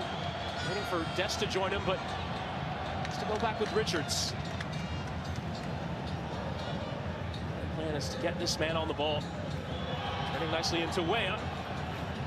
Has to contest McKennie and Dest. Weah making the run in behind. A nice first touch. Tim Weah couldn't control it at the vital moment. Seemed to get stuck underneath his feet. It was a great sequence, and he's trying to backheel it into a danger area. He recovered here again.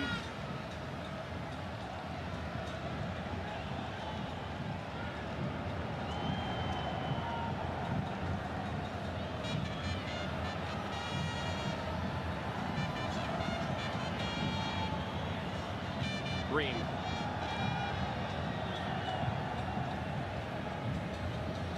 Reina almost playing what the Italians call a regista role, deep-lying playmaker, building the game up from the back. And that big switch over to Dest, and again, just not enough room. Ahead of Dest and out for a throw.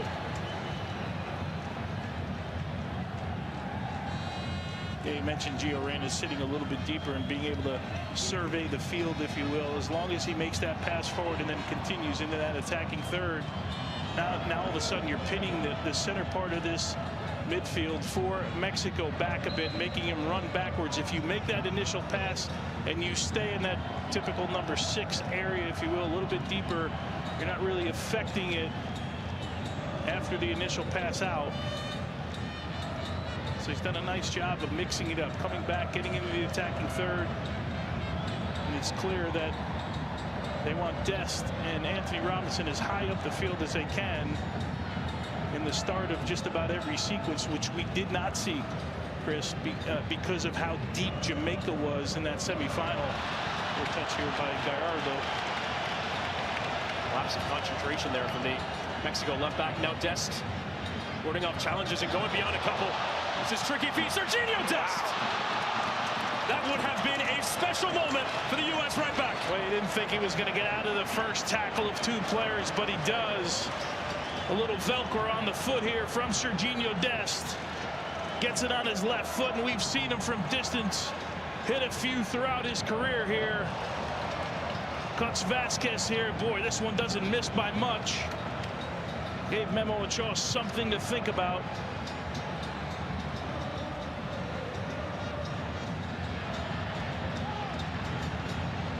Lozano letting it run, and enough contact there from Dest to slow him down, but not to commit a foul. You know that Dest has that in his locker. No doubt missed when he missed the semifinal due to a red card. Dest, though, running himself into trouble there. Not too much contact there from Martin. It is a free kick. Chris, never really been a conversation about what Serginho Dest could do in the attacking part of the field and going forward and connecting with midfielders and finding opportunities like we just saw. It's always been about his ability to defend, right? But you have to sacrifice something sometimes. You just expect him to be in the right position defensively. Not great 1v1, but not poor 1v1. Of course, as I mentioned, going forward, he adds so much, and I think that's why it's so important to have him on the field. His promise earned him a move from Ajax to Barcelona. Didn't really go great for him there. Didn't really go great for him on loan at Milan, but he's enjoying his time with PSV in the Netherlands, an unbeaten side in the Dutch top flight. His next club move will be an interesting one. Lozano in that cross in Ream, and it read the entire way. Sanchez got ahead to it, but now Anthony Robinson. Too much of it there, though, for the recovery of Antuna. It's going to be offside given against Mexico. So it will be a free kick. 5 minutes to play in this first half.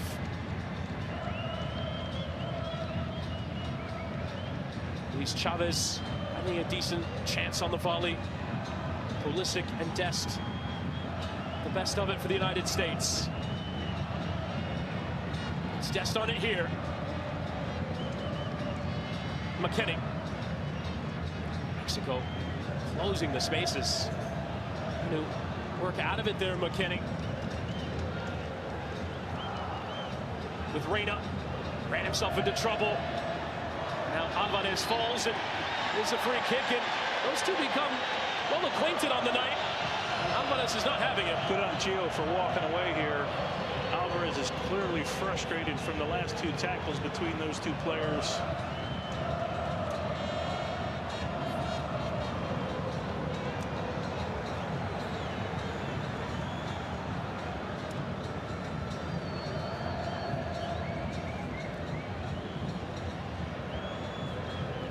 So Alvarez playing in the Premier League with West Ham. figure in the base of that midfield. It's lofted in behind. Sanchez on the chase from right back. Robinson had to put the header in, but it does result in a Mexico corner. Good ball by Alvarez, played over the top. Making Anthony Robinson go back, defend this one, concede a corner.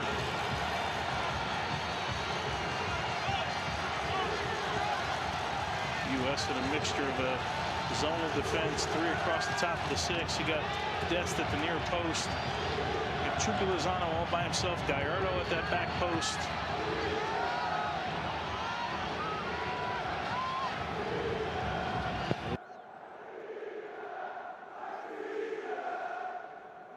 Beat Chavez to whip in. It's a dangerous one. Alvarez flinging himself at it, and it did come off. A U.S. head last. It is a corner. You know, Chris, I've never been a big fan of when you have your target players. If you want to play a couple of guys zonal atop the box here, that's okay. But you're allowing your targets to run in unimpeded. I know there's always a discussion about it, but I personally would prefer to get a glove on guys running in. As Pulisic deals with that far more straightforward corner in from Chavez. There's that combination, Chavez to Alvarez, which resulted in 2 good chances and 1 goal for Mexico from set pieces on Thursday. And Alvarez actually finished the more difficult of the 2 at the back post. Really, really good quality header. Long throw coming in here from Sanchez. Alvarez high in the air. Adams dealt with it. Adams is going to get the benefit of the doubt from the referee. Will be a free kick.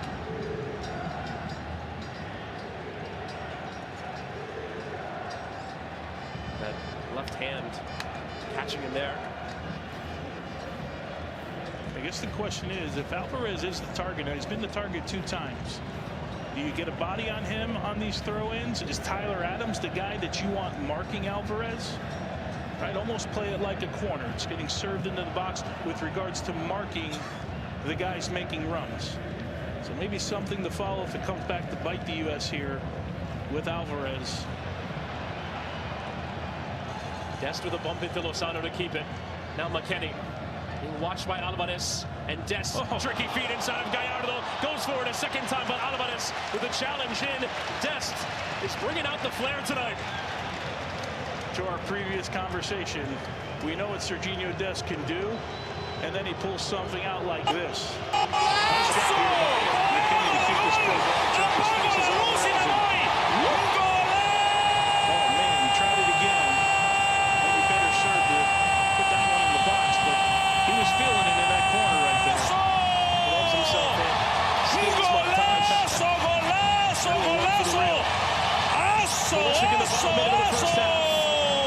Richards is waiting. It'll come all the way through.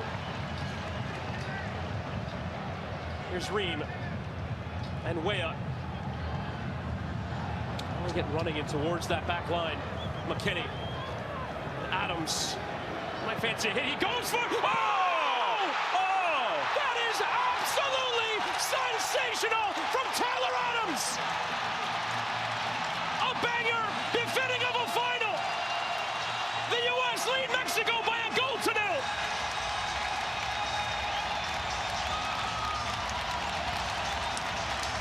Tyler Adams from downtown Arlington puts his foot through the middle of this one. Nobody closing him down. Nobody expecting him to shoot.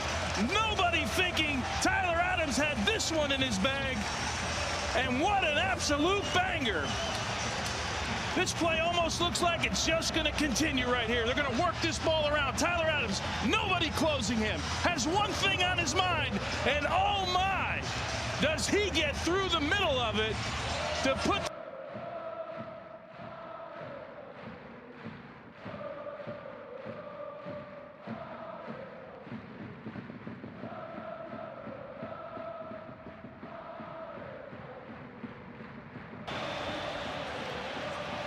What minutes restriction? Only 1 added minute at the end of the first half. And there is the halftime whistle.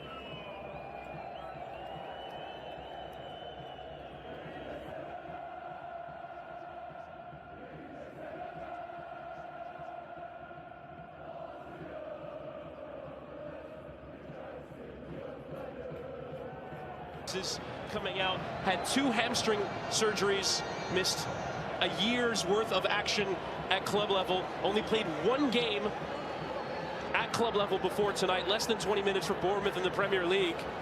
And so he came in needing to continue his recovery rather than go 120 minutes here tonight. Well, if you've got to come out at 45 minutes, make some kind of contribution. It was massive from Tyler Adams, right? So now it'll look a little bit different. Johnny Cardoso's having an incredible run at Real Betis right now after making the move.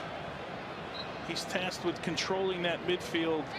And I would think the better he is on the ball, the more they can get Gio Reyna forward and allow, as Jesse was saying, he was using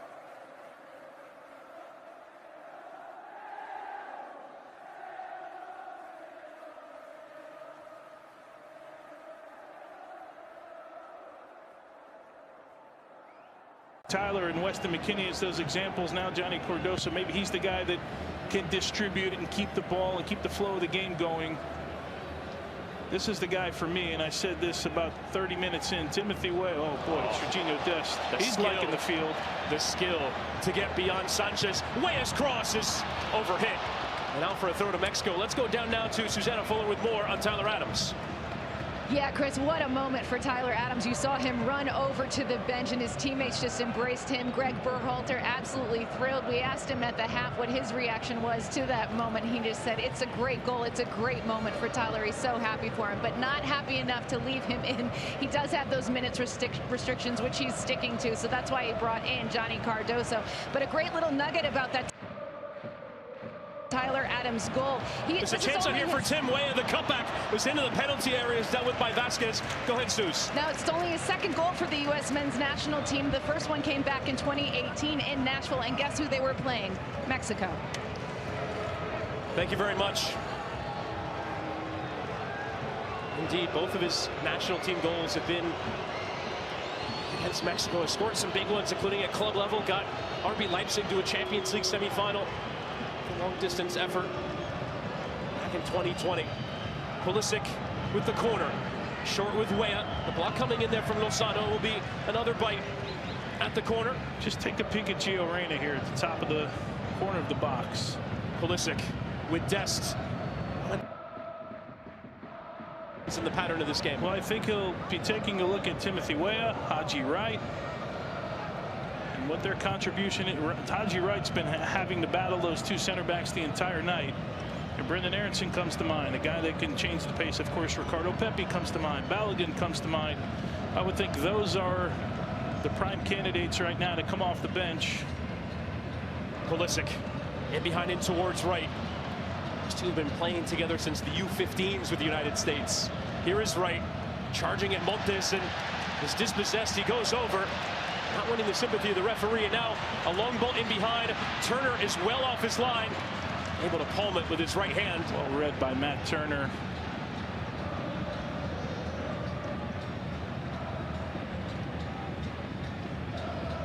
McKennie on Thursday night played his first ever professional match in his hometown of Dallas. He's off to Europe at a very young age. He's never gotten a chance to play in front of his home fans.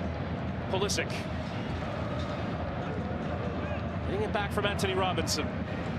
Here's Reyna again in that deep position. Pulisic. Left here for Johnny Cardoso. McKennie. And Weah with Dest for company. He'll go for the strike himself. Forcing Ochoa to work at the near post. Boy, he found an inch of space here as he just cut it on his right foot. He was using Gallardo here as a screen. Ochoa does a good job. There's a little knuckle on this one at the end that dips. You see it there. Ochoa safely pushes it away. Not an easy save for the goalkeeper. The way it doesn't take much. Just a foot to his right. Doesn't need a big wind-up. Strikes through it. Good save again by the captain, Memo Ochoa. All 11 players in the Mexico area. Pulisic delivers. Richards was flinging himself at it. Montes deals. Pulisic couldn't control it from Reyna.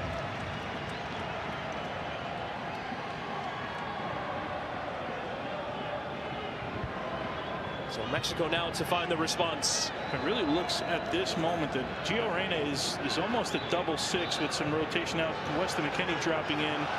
So there's your three rotation in the midfield, with Cardoso being the deepest one, but looks like they feel more comfortable side by side when they're defending the ball, which is a lot of work for Gio Reyna on the defensive side if that's where he's going to play.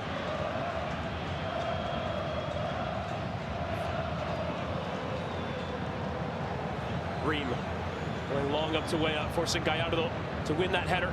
Around the corner, but didn't find Chucky Lozano. Weah now. McKennie for company. Dest is making the run in behind and well found. The bump in from Lozano, he goes over. Referee says no. On a long ball out to Antuna. It's a foot race with Anthony Robinson. Controlling well. Chavez, a raking ball over to Sanchez.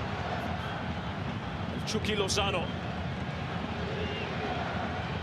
Attempting to squeezing it through. A good step from Gallardo. And on he surges into the area. Gallardo's cross is blocked by Richards. Here's a Mexico corner. A little confusion there from Weston McKennie and Serginho Dest. I don't think Dest was expecting this one as it came out. This is the earlier play down the field. Dest goes and grabs knee. Nothing in that one. Chucky Lozano doing some good defensive work.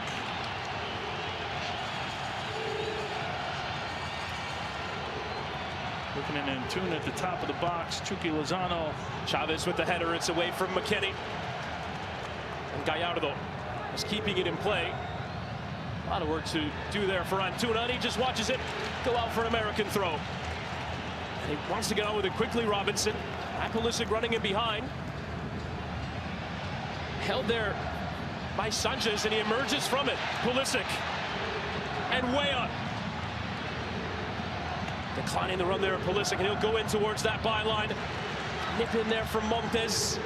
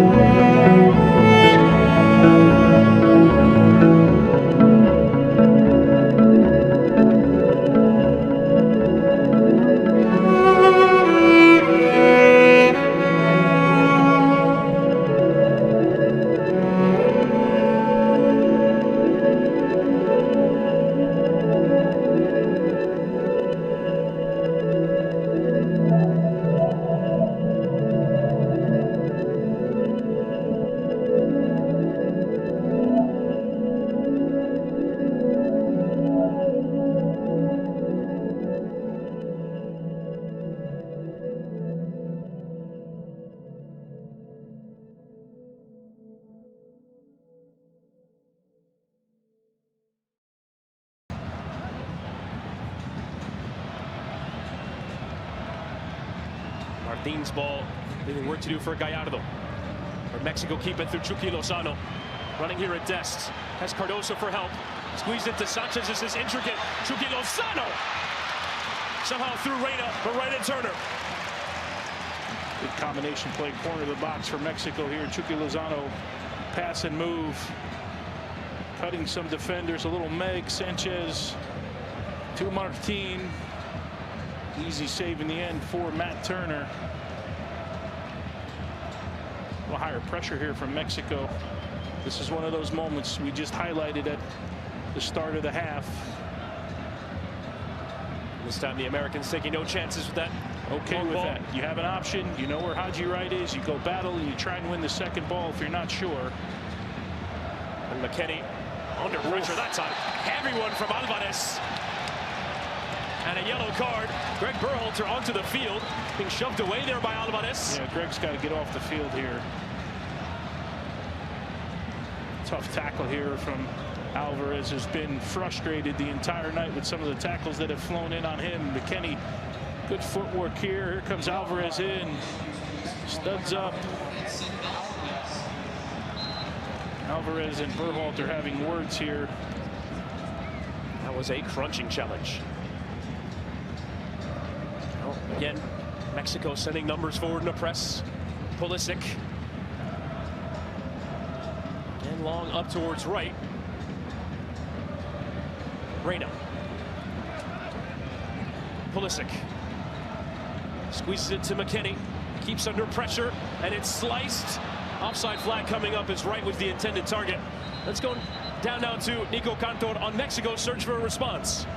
Yeah, Chris, Jimmy Lozano's talk to his team at halftime was about order and patience, but let's see how long it takes for that patience to run thin, because he's got already a bunch of subs warming up, amongst them Santi Jimenez, Orbelín, Pineda, and El Piojo, Roberto Alvarado. Amongst those is not Julián Quiñones, one of the heroes from the semifinal, and he might just have to go to the bench to achieve something that he, with Mexico, this senior Mexico national team, has never done before, which is come back to win a game when trailing first. Thank you, Nico. Yeah, I think one of the big surprises, right, has been Santi Jimenez and his lack of involvement. Didn't come on against Panama. A guy that's hot right now in Europe, scoring goals. That's been a question mark. Lozano's gone with Henry Martin. He's done a lot of dirty work. He's done a lot of this work, holding up play, but he really hasn't been all that effective in front of goal. Uruguayan felt that was clean on Eric Sanchez. Yeah, a little bit surprised by this call here, but the play does end. Jaime Lozano looking for some answers. Going to have to go to the bench at some point because they're going to have to attack. They need more from Henry Martin. Do they maybe go with two forwards to change the look up a little bit?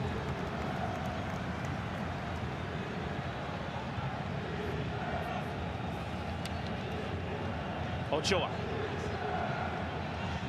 Another long ball, which Richards tried.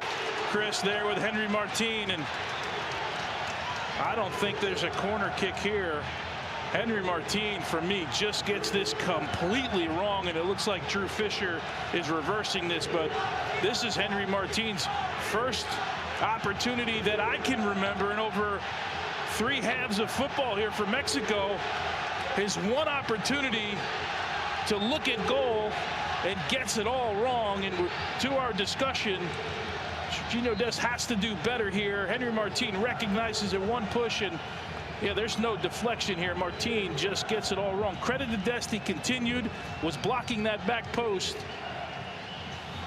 But a clear opportunity for Mexico.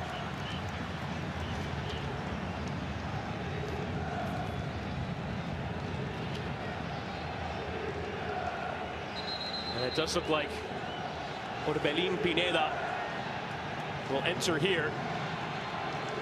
There was a spark in the last match. Came on, the energy just completely changed when he came on the field.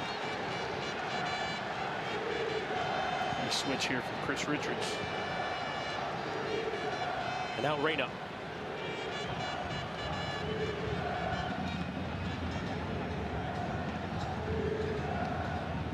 Pineda, who scored a lovely chip with the 3rd Mexican goal on Thursday. And the next to enter, Cardoso's ball, too far behind Anthony Robinson. Pineda will have to wait. Alvarez. Just wonder at a minimum here, Weston McKinney's a little bit higher up the field. Jesse was talking about this at halftime. Can you get can those two players maybe switch roles? Weston will drop in once this first phase of the attack starts, but here's Gio getting forward on the turnover. Yeah, advancing on the counter press and winning a free kick, and another yellow card is coming here. Antuna just tracking back here, but nice job by Gio doing this dirty work, picking this one off, and that's one thing on his mind. Antuna loses it, trying to play it central, and Gio picks it up, and you see the clip there from Antuna.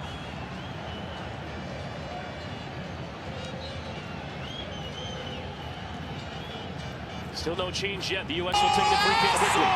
Pulisic with Reina. Pulisic towards the ball. Cheeky across the area, and it's off of right and headed away. Only starts Gio Reina. Dos. Golazo, golazo, golazo. Aso, aso, aso. Chris, we wanted Gio Reina higher up the field. We've been talking about it. He has one moment, picks it off, draws the foul. Free kick happens. The play starts. Pulisic, incredible move down the end line here to even get this cross off. It eventually comes out to Gio Reina, who really doesn't have a lot of time to think about it. Gets it on his right foot and beats Memo Ochoa to the near post. How about this to start it off from Christian Pulisic? Great move here. A little chip over the defender. Good runs in the box. Haji Wright keeps it alive. And Gio Reina, a little snapshot with the right foot. This will be a great angle here for Reina. Gets forward for the first time in this second half and buries it. U.S. cruising at the moment. Jaime Lozano's going to have to make some changes here. Gio Reina just loves this competition. 2 assists on Thursday. A goal here tonight. The man struggling for form at club level, a subject of controversy after the World Cup, has brought it here at the Nations League. Putting those doubts to rest as the changes finally do happen. And we talked about him. Santiago Jimenez is on, as well as Orbelín Pineda.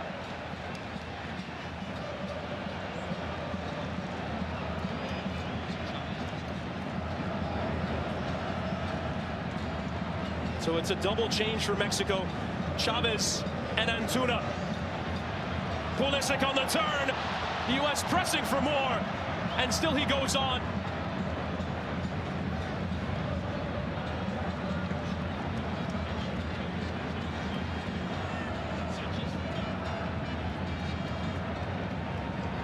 I do beg your pardon. It's Luis Chavez who stays on. Eric Sanchez who comes off.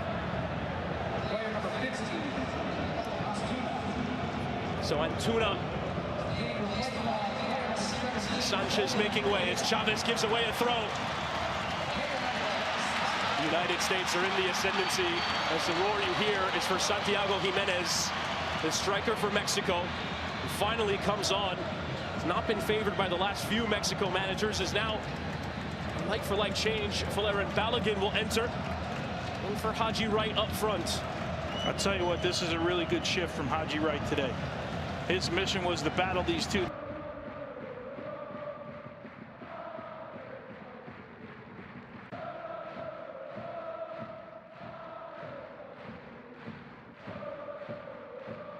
Defenders, they dumped a lot of balls into him. He didn't have a lot of looks at goal. He did keep it alive, although may not have known a lot about it on this second goal. Haji Wright put in some effort tonight. Now it's Valerian Balogun's opportunity here against Mexico. Way up. Dest. You've seen that skill all night from Serginho Dest down this right. It's that score line again.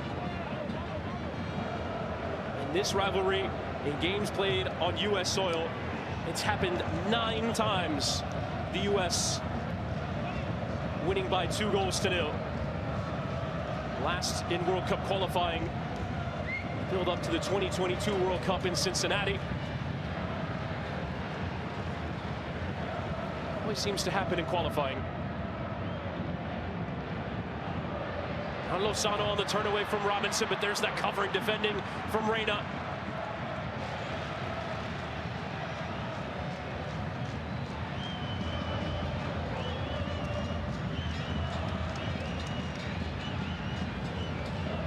Chavez. Gallardo.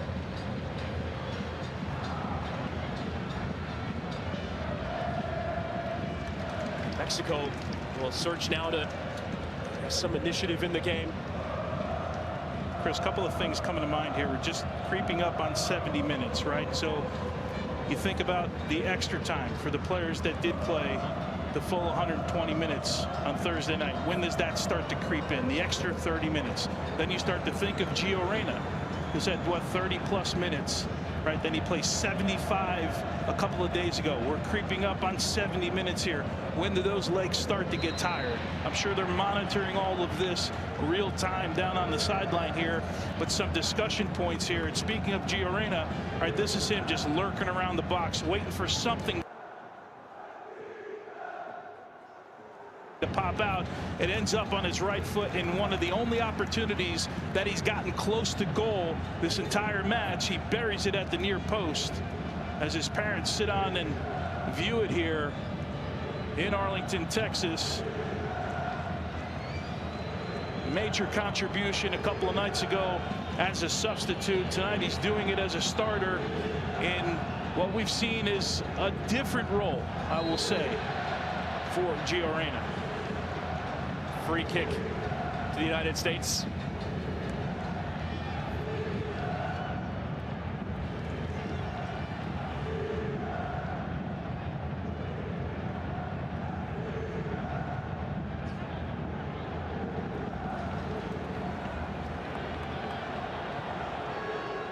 Destined to Balogun.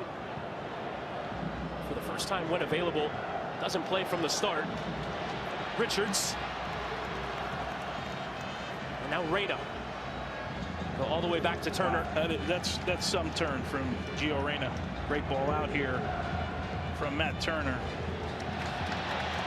Strong and needed challenge in there from Chucky Lozano. Jimenez, the fire put out there by Ream. And Reyna getting barreled through there by Chucky Lozano. Good defensive work. Here's Santi Jimenez. Towards that byline, trips over. It was Robinson who committed, and it's a goal kick. The Mexico fans displeased. The judgment of Drew Fisher there. Drew Fisher not having anything of this here, and I think it's because after the contact, there's another step here, and I think this is where Drew Fisher determines, see that extra step, and he goes down. Now, I guess the question is, if he goes down after 2 steps, is that simulation? That's the question. There was contact, but to me that looked like an extra step and a half.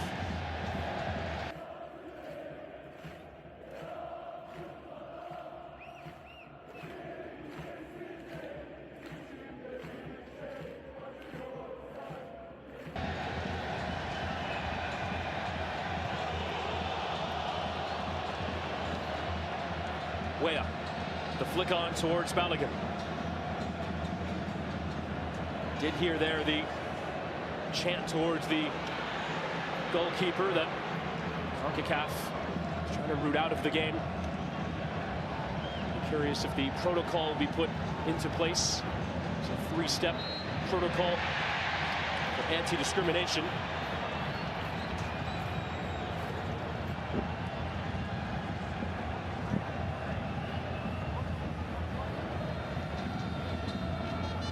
Alvarez and Vasquez.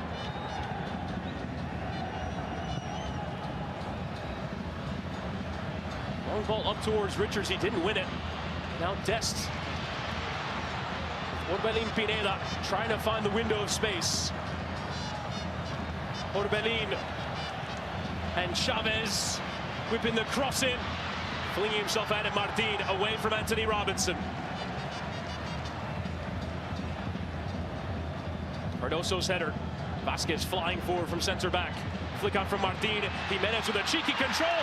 Robinson went for it. It's a penalty. Catching Santi Jimenez. And a real lifeline now for Mexico.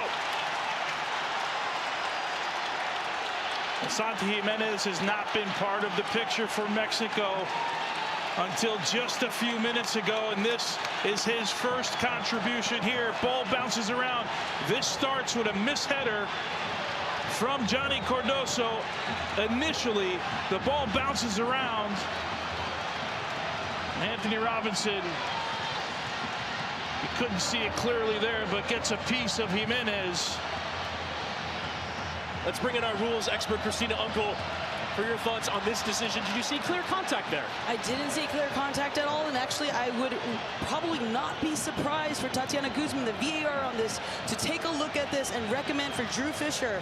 When you take a look at the angles, and we'll see it here, you see that there is not contact. If anything, he's pulling his feet within, and it does look like the VAR has sent Drew Fisher. This was a quick in. This is a great recommendation from the VAR. Tatiana Guzman, this is not her first final either for Concacaf. So now this is twice that Jimenez has gone down after the fact. What did you think of the one in the corner? As we wait now for the referee's decision, Drew Fisher comes out onto the field and waves no penalty. Big call here from Drew Fisher. And as you mentioned, a yellow for simulation is coming for Santiago Jimenez. Christina, fair in your view? It's fair in my view. We need these penalties. They have to be clear. When you try to entice that referee, which he did on the moment, that needs to be admonished. Great recommendation from the VAR once again, and for Drew Fisher to come out with yellow and simulation is exactly what we need to see. They're showing it on what is probably the biggest screen in all of sports here, and it just got clearer and clearer as you watched it. Clearer and clearer, and more obvious, to use the VAR language. So no penalty. And a bit of a let-off there as Robinson did commit. He just was fortunate to not make contact. But Mexico still push on. The back heel flick there from Gallardo. Way out with the challenge in. Hanging around. Comes for Chavez. Forward, and again Jimenez involved.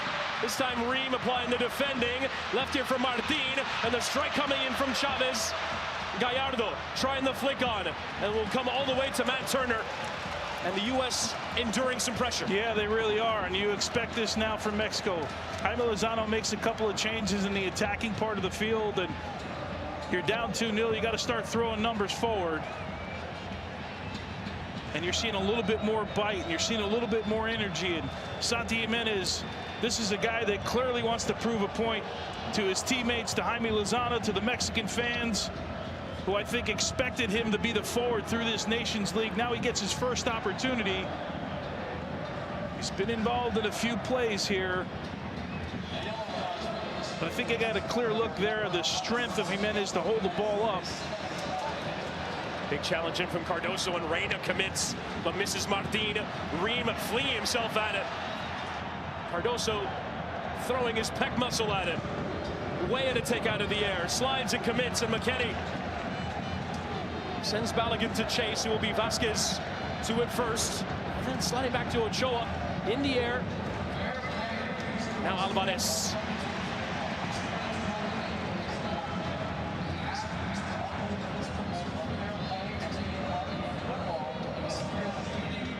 I just did a quick remind, sorry, Chris, in my head, and I'm just trying to think if there's another game that comes to mind that Gio Reyna has done so much work defensively.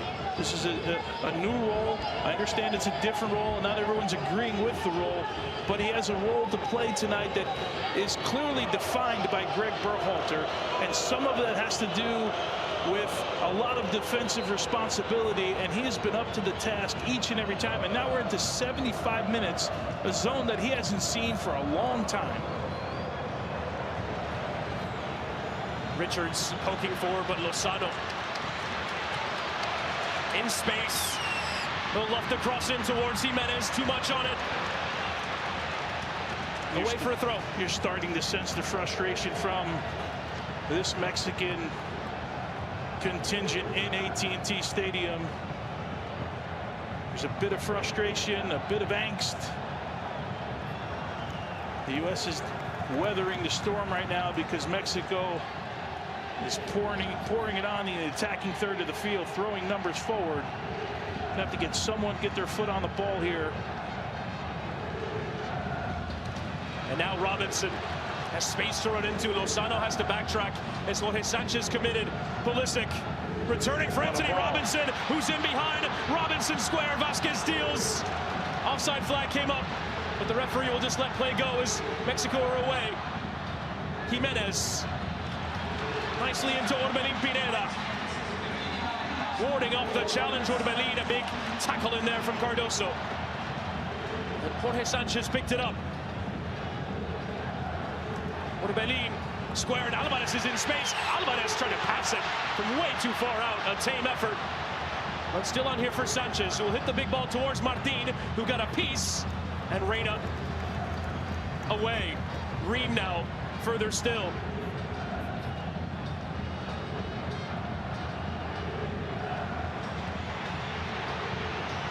I think Greg's got to think about some changes here now. Yunus Musa getting ready to come on. Chavez, and it is out for a throw. And now Musa will enter, and it is for Reina. To answer your question, Tony, the last time Gio Reyna went a full 90 was for the United States in the quarterfinal of this competition against Trinidad and Tobago 4 months ago. Well, this is going to feel like 90 plus for Gio Reyna based on the moments that he's had at the club level, as both American and Mexican fans are showing their appreciation for Gio Reyna. Is going to take his time coming off the field. An incredible performance from Reyna, albeit a different one than we've seen. And a moment of magic as they sing his name, the American Outlaws, to our right here. But this was his moment in the match. A little bit of quality in that finish. Super tournament for Gio Reyna. Offside flag up against Martin. Now it looks like Jaime Lozano will go to his bench. Luis Romo set to come on.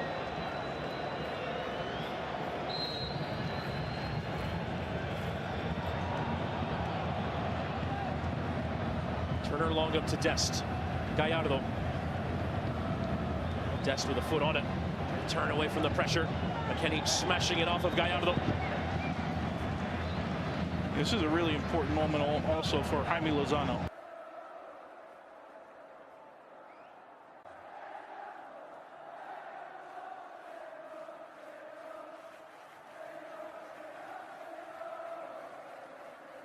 In his career with the Mexican national team, and the guys are talking in the pregame show about how there's always pressure on Mexican national team managers. This will be more of a like for like here in the midfield. Romo may be a steadier passer, but Jaime Lozano, this is an important night for him, and so far it's not going his way. And if there's one fixture that can get you in trouble if you lose, it's this one right here.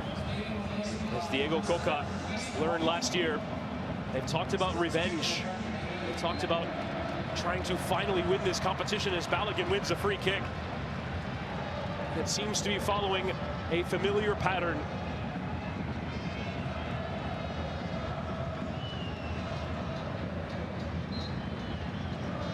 Anthony Robinson said in the build-up to this tournament, he wanted to get bored with winning this tournament. Already won the first 2 editions. Pulisic controls for Robinson. Now Balogun. Back out to Christian Pulisic. Robinson in towards Tim Weah. Couldn't get a piece. Gallardo and Vasquez control it, but nearly left it there for Balogun. Throw into the United States. Robinson, good ball played in behind the back line. Timothy Weah did separate from his defender. Of course, when you get in front of that goal post, the guys at the desk, Charlie and Clint, will tell you how difficult it is to steer it on frame from those areas.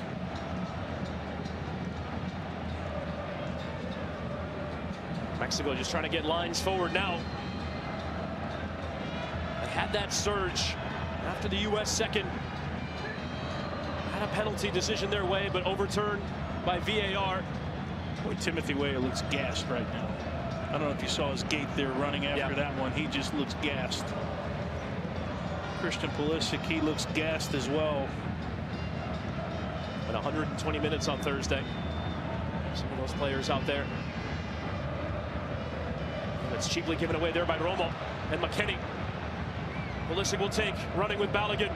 He'll feed in Balogun. He has to try and keep it in play, but had too much pace on it.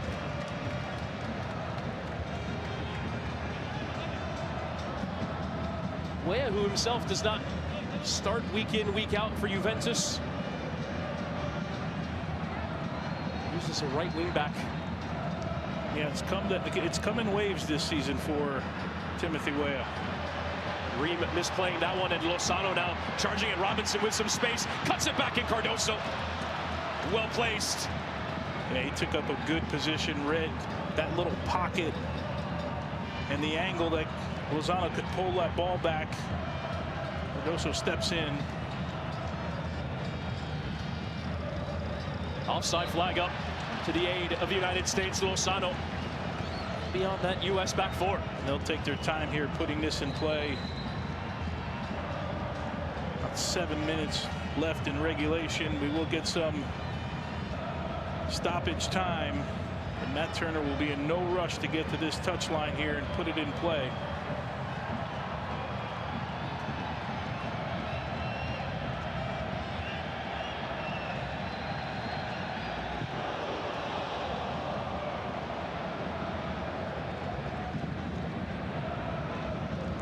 Jorge Sanchez. Flick on from Martin, but Ream was there.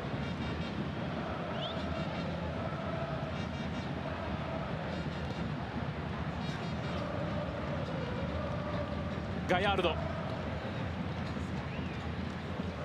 Away to Lozano. The head of Robinson. Again, trying to get the beating. Robinson wasn't having it this time, but does commit the foul. These are the areas you want to get Chucky Lozano in if you're Mexico 1v1 out wide. I know it's not been the greatest run of form for him of late, but this is where he excels. Now Mexico will have an opportunity from a dangerous area to get all the big bodies forward. U.S. taking a line just below the penalty spot here. And what you're looking for here, if you get a pick and players running through space. Lozano lofting into the heart of that area. Ream with the header. Jimenez. And out to Orbelin Pineda, who caught it. It was always going over. Initially really well done here by Tim Ream. That's a crowded box right there. First to rise. If you can't clear it far, get it up in the air so you can get bodies underneath it. Pops out to Pineda, who's been a bit of a spark plug here for Mexico. We saw this in the semifinals as well. Just can't get over the top of it. Well, he does strike it pretty well.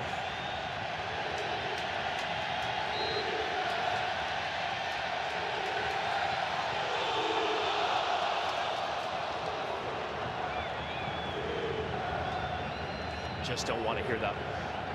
With Concacaf, you're on right now. It's your time. Yep.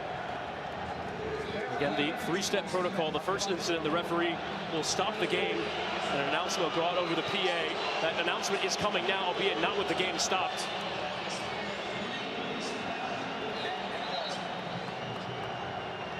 Let's go to Christina Uncle now for more on this protocol.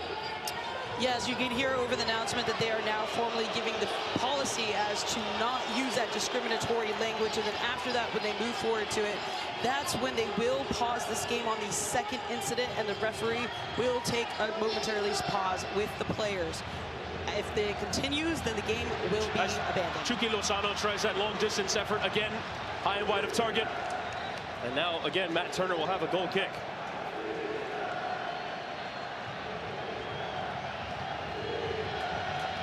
How much of this is on Drew Fisher? Does he have to do anything? Is he responsible?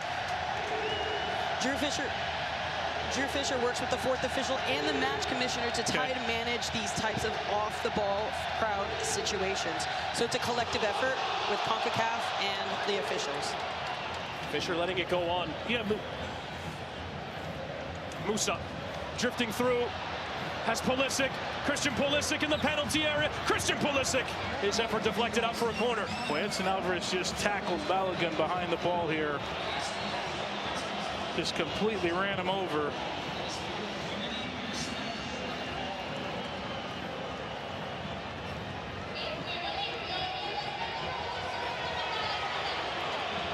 The announcement now coming over the PA in both English and Spanish. Mexico fans that don't appear to be receiving it well. Corner taken short. Pulisic. This time we'll put the cross in. McKinney is tracking it. The header is across the area. And on still from Juan Cardoso, the save from Ochoa. A big chance to put this one to bed. And now Jimenez charges Mexico forward. That is massively overhit. Wow, what an opportunity here for Johnny at the back post.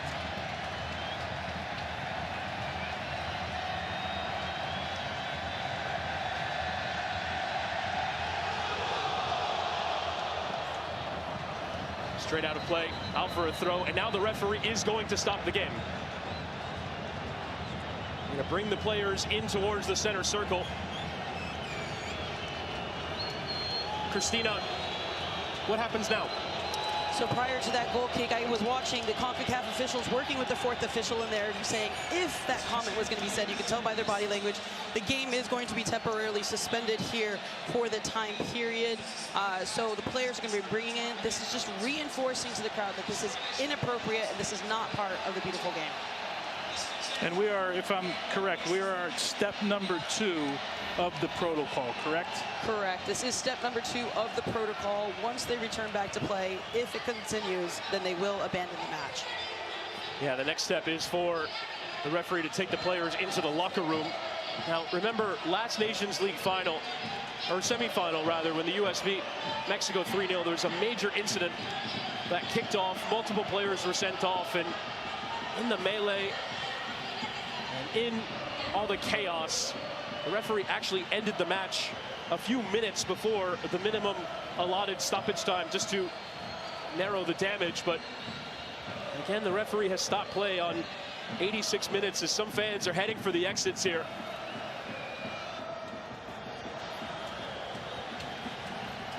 Now the referee, Drew Fisher, is just going to take a moment here. Having a conversation with the players. Imagines even the Mexico players will be frustrated. They just want to get on with it.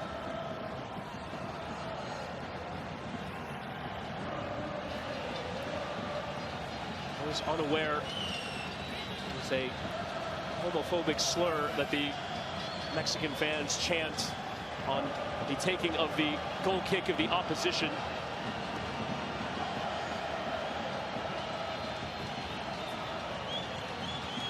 Fans in attendance will chant that. Now the referee has stopped the game for it. Some of those supporters continue to stream towards the exits. A minimum 6 minutes added.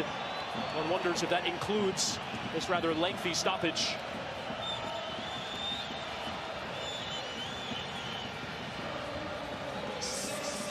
As Mexico are making a change, Gerardo Arteaga is getting ready to come on. Malik Tillman.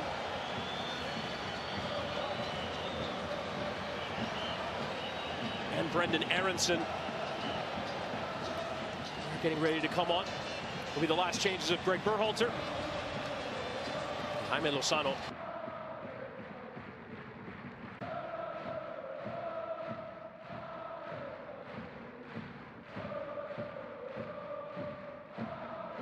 Making his last change as well.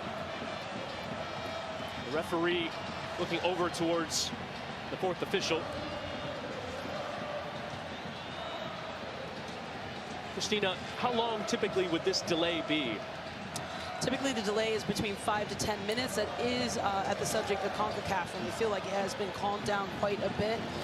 One of the things I do want to emphasize, and I remember watching Mexico come into the United States for a 2022 tour, when these types of incidents occurred, one of the most encouraging things was to see the players from Mexico appealing to the fans, not just on the Jumbotron and pre-recorded video, but at the time at the game, saying this is not part of our game. So we hope in this time period that these, not just the players on the field, but the technical staff as well encourage their fans to refrain from this. As Mexico will confirm their substitution. And now the U.S. will make theirs. It will be Pulisic who will exit for the entrance of Brendan Aronson. And it will be Weah who will exit for the entrance of Malik Tillman.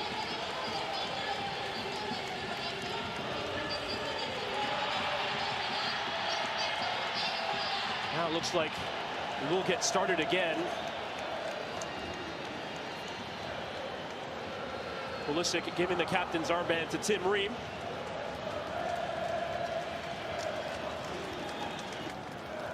Trotting off so that Tillman and Aronson can enter. A big round of applause for Pulisic. Normally such a prolific goal scorer against Mexico.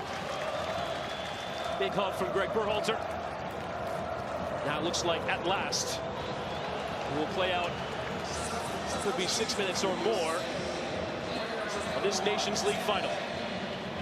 Still some work to do here for the U.S. Orbelin Pineda, shoulder in there from Destiny, cuts inside of him, still in play. The cutback is on for Santi Jimenez, who tries the chip, and Turner just grabbing the crossbar to make sure it went over. It did deflect. It is a Mexico corner.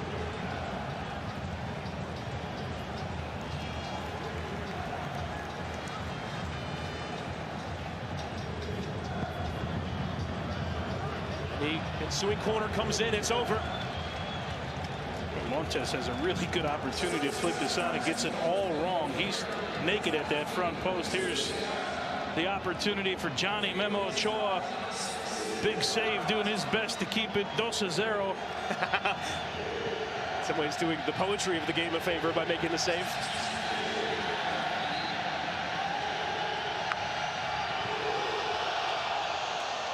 It goes again, this time referee not stopping the game.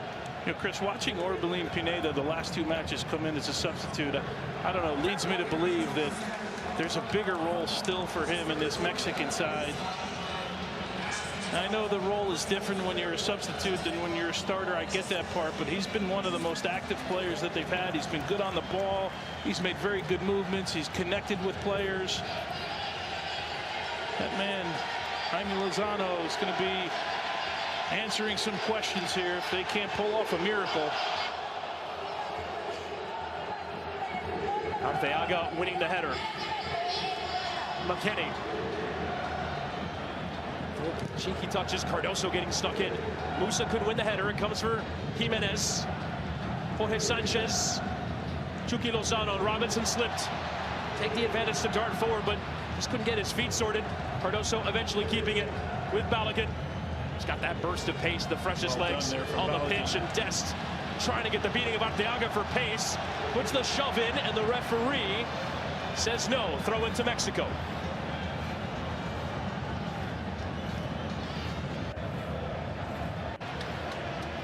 Against Martin.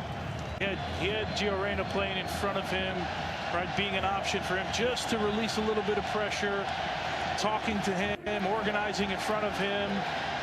The choice was made that he would come in for Miles Robinson,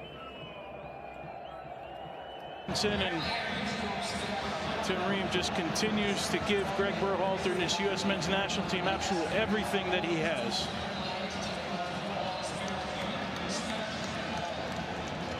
Now the referee is going to stop the game again. I'm sorry, at this point, we're 6 minutes in. Why not just call it? I just don't get it. Some more fans now head for the exits. Christina, you think it'll be another lengthy stoppage? I mean, they're going to make a point of this, and this is where I say the difficulty in this from a refereeing perspective of having to work with the Concacaf match commissioners for the guidance as to the next steps. We talk about a 3-step policy, and with all due respect, it turns into sometimes a 10-step policy with ask, tell, until they finally want to remove it. I'm with you, though, Tony, on this. It's just use common sense, call it at the end of the day. There's nothing to be had by continuing to play. But, I mean, we've already used the 6 minutes, right? Right. I know they were going to add, it looks like for a substitution, maybe another minute or so on, but I don't know. It just seems too logical to me. They're flashing step one again. Again, the second incident does result in the referee taking the players to the dressing room. It's unfortunate, though, right? Because you've had two teams for 90-plus minutes that have, man, just laid everything on, everything you could expect from this, from an effort standpoint. There was drama in the game. There were tackles flying around. They had a little bit of everything. And I'm guessing they're going to start this thing right away and end this thing, Chris, really quickly here. But don't have this take away from the effort of, 22-plus substitute players that were on this field tonight, because they gave everything to entertain us. There the throw-in goes. See how much more we'll have. Jimenez did well to win the position there off of Richards, but Robinson came flying through. Romo. Lozano. Mexico not created a ton since the U.S. went ahead by that familiar scoreline. Orbelin Pineda as Des turned away from the pressure, and Turner off his line, sliding onto it.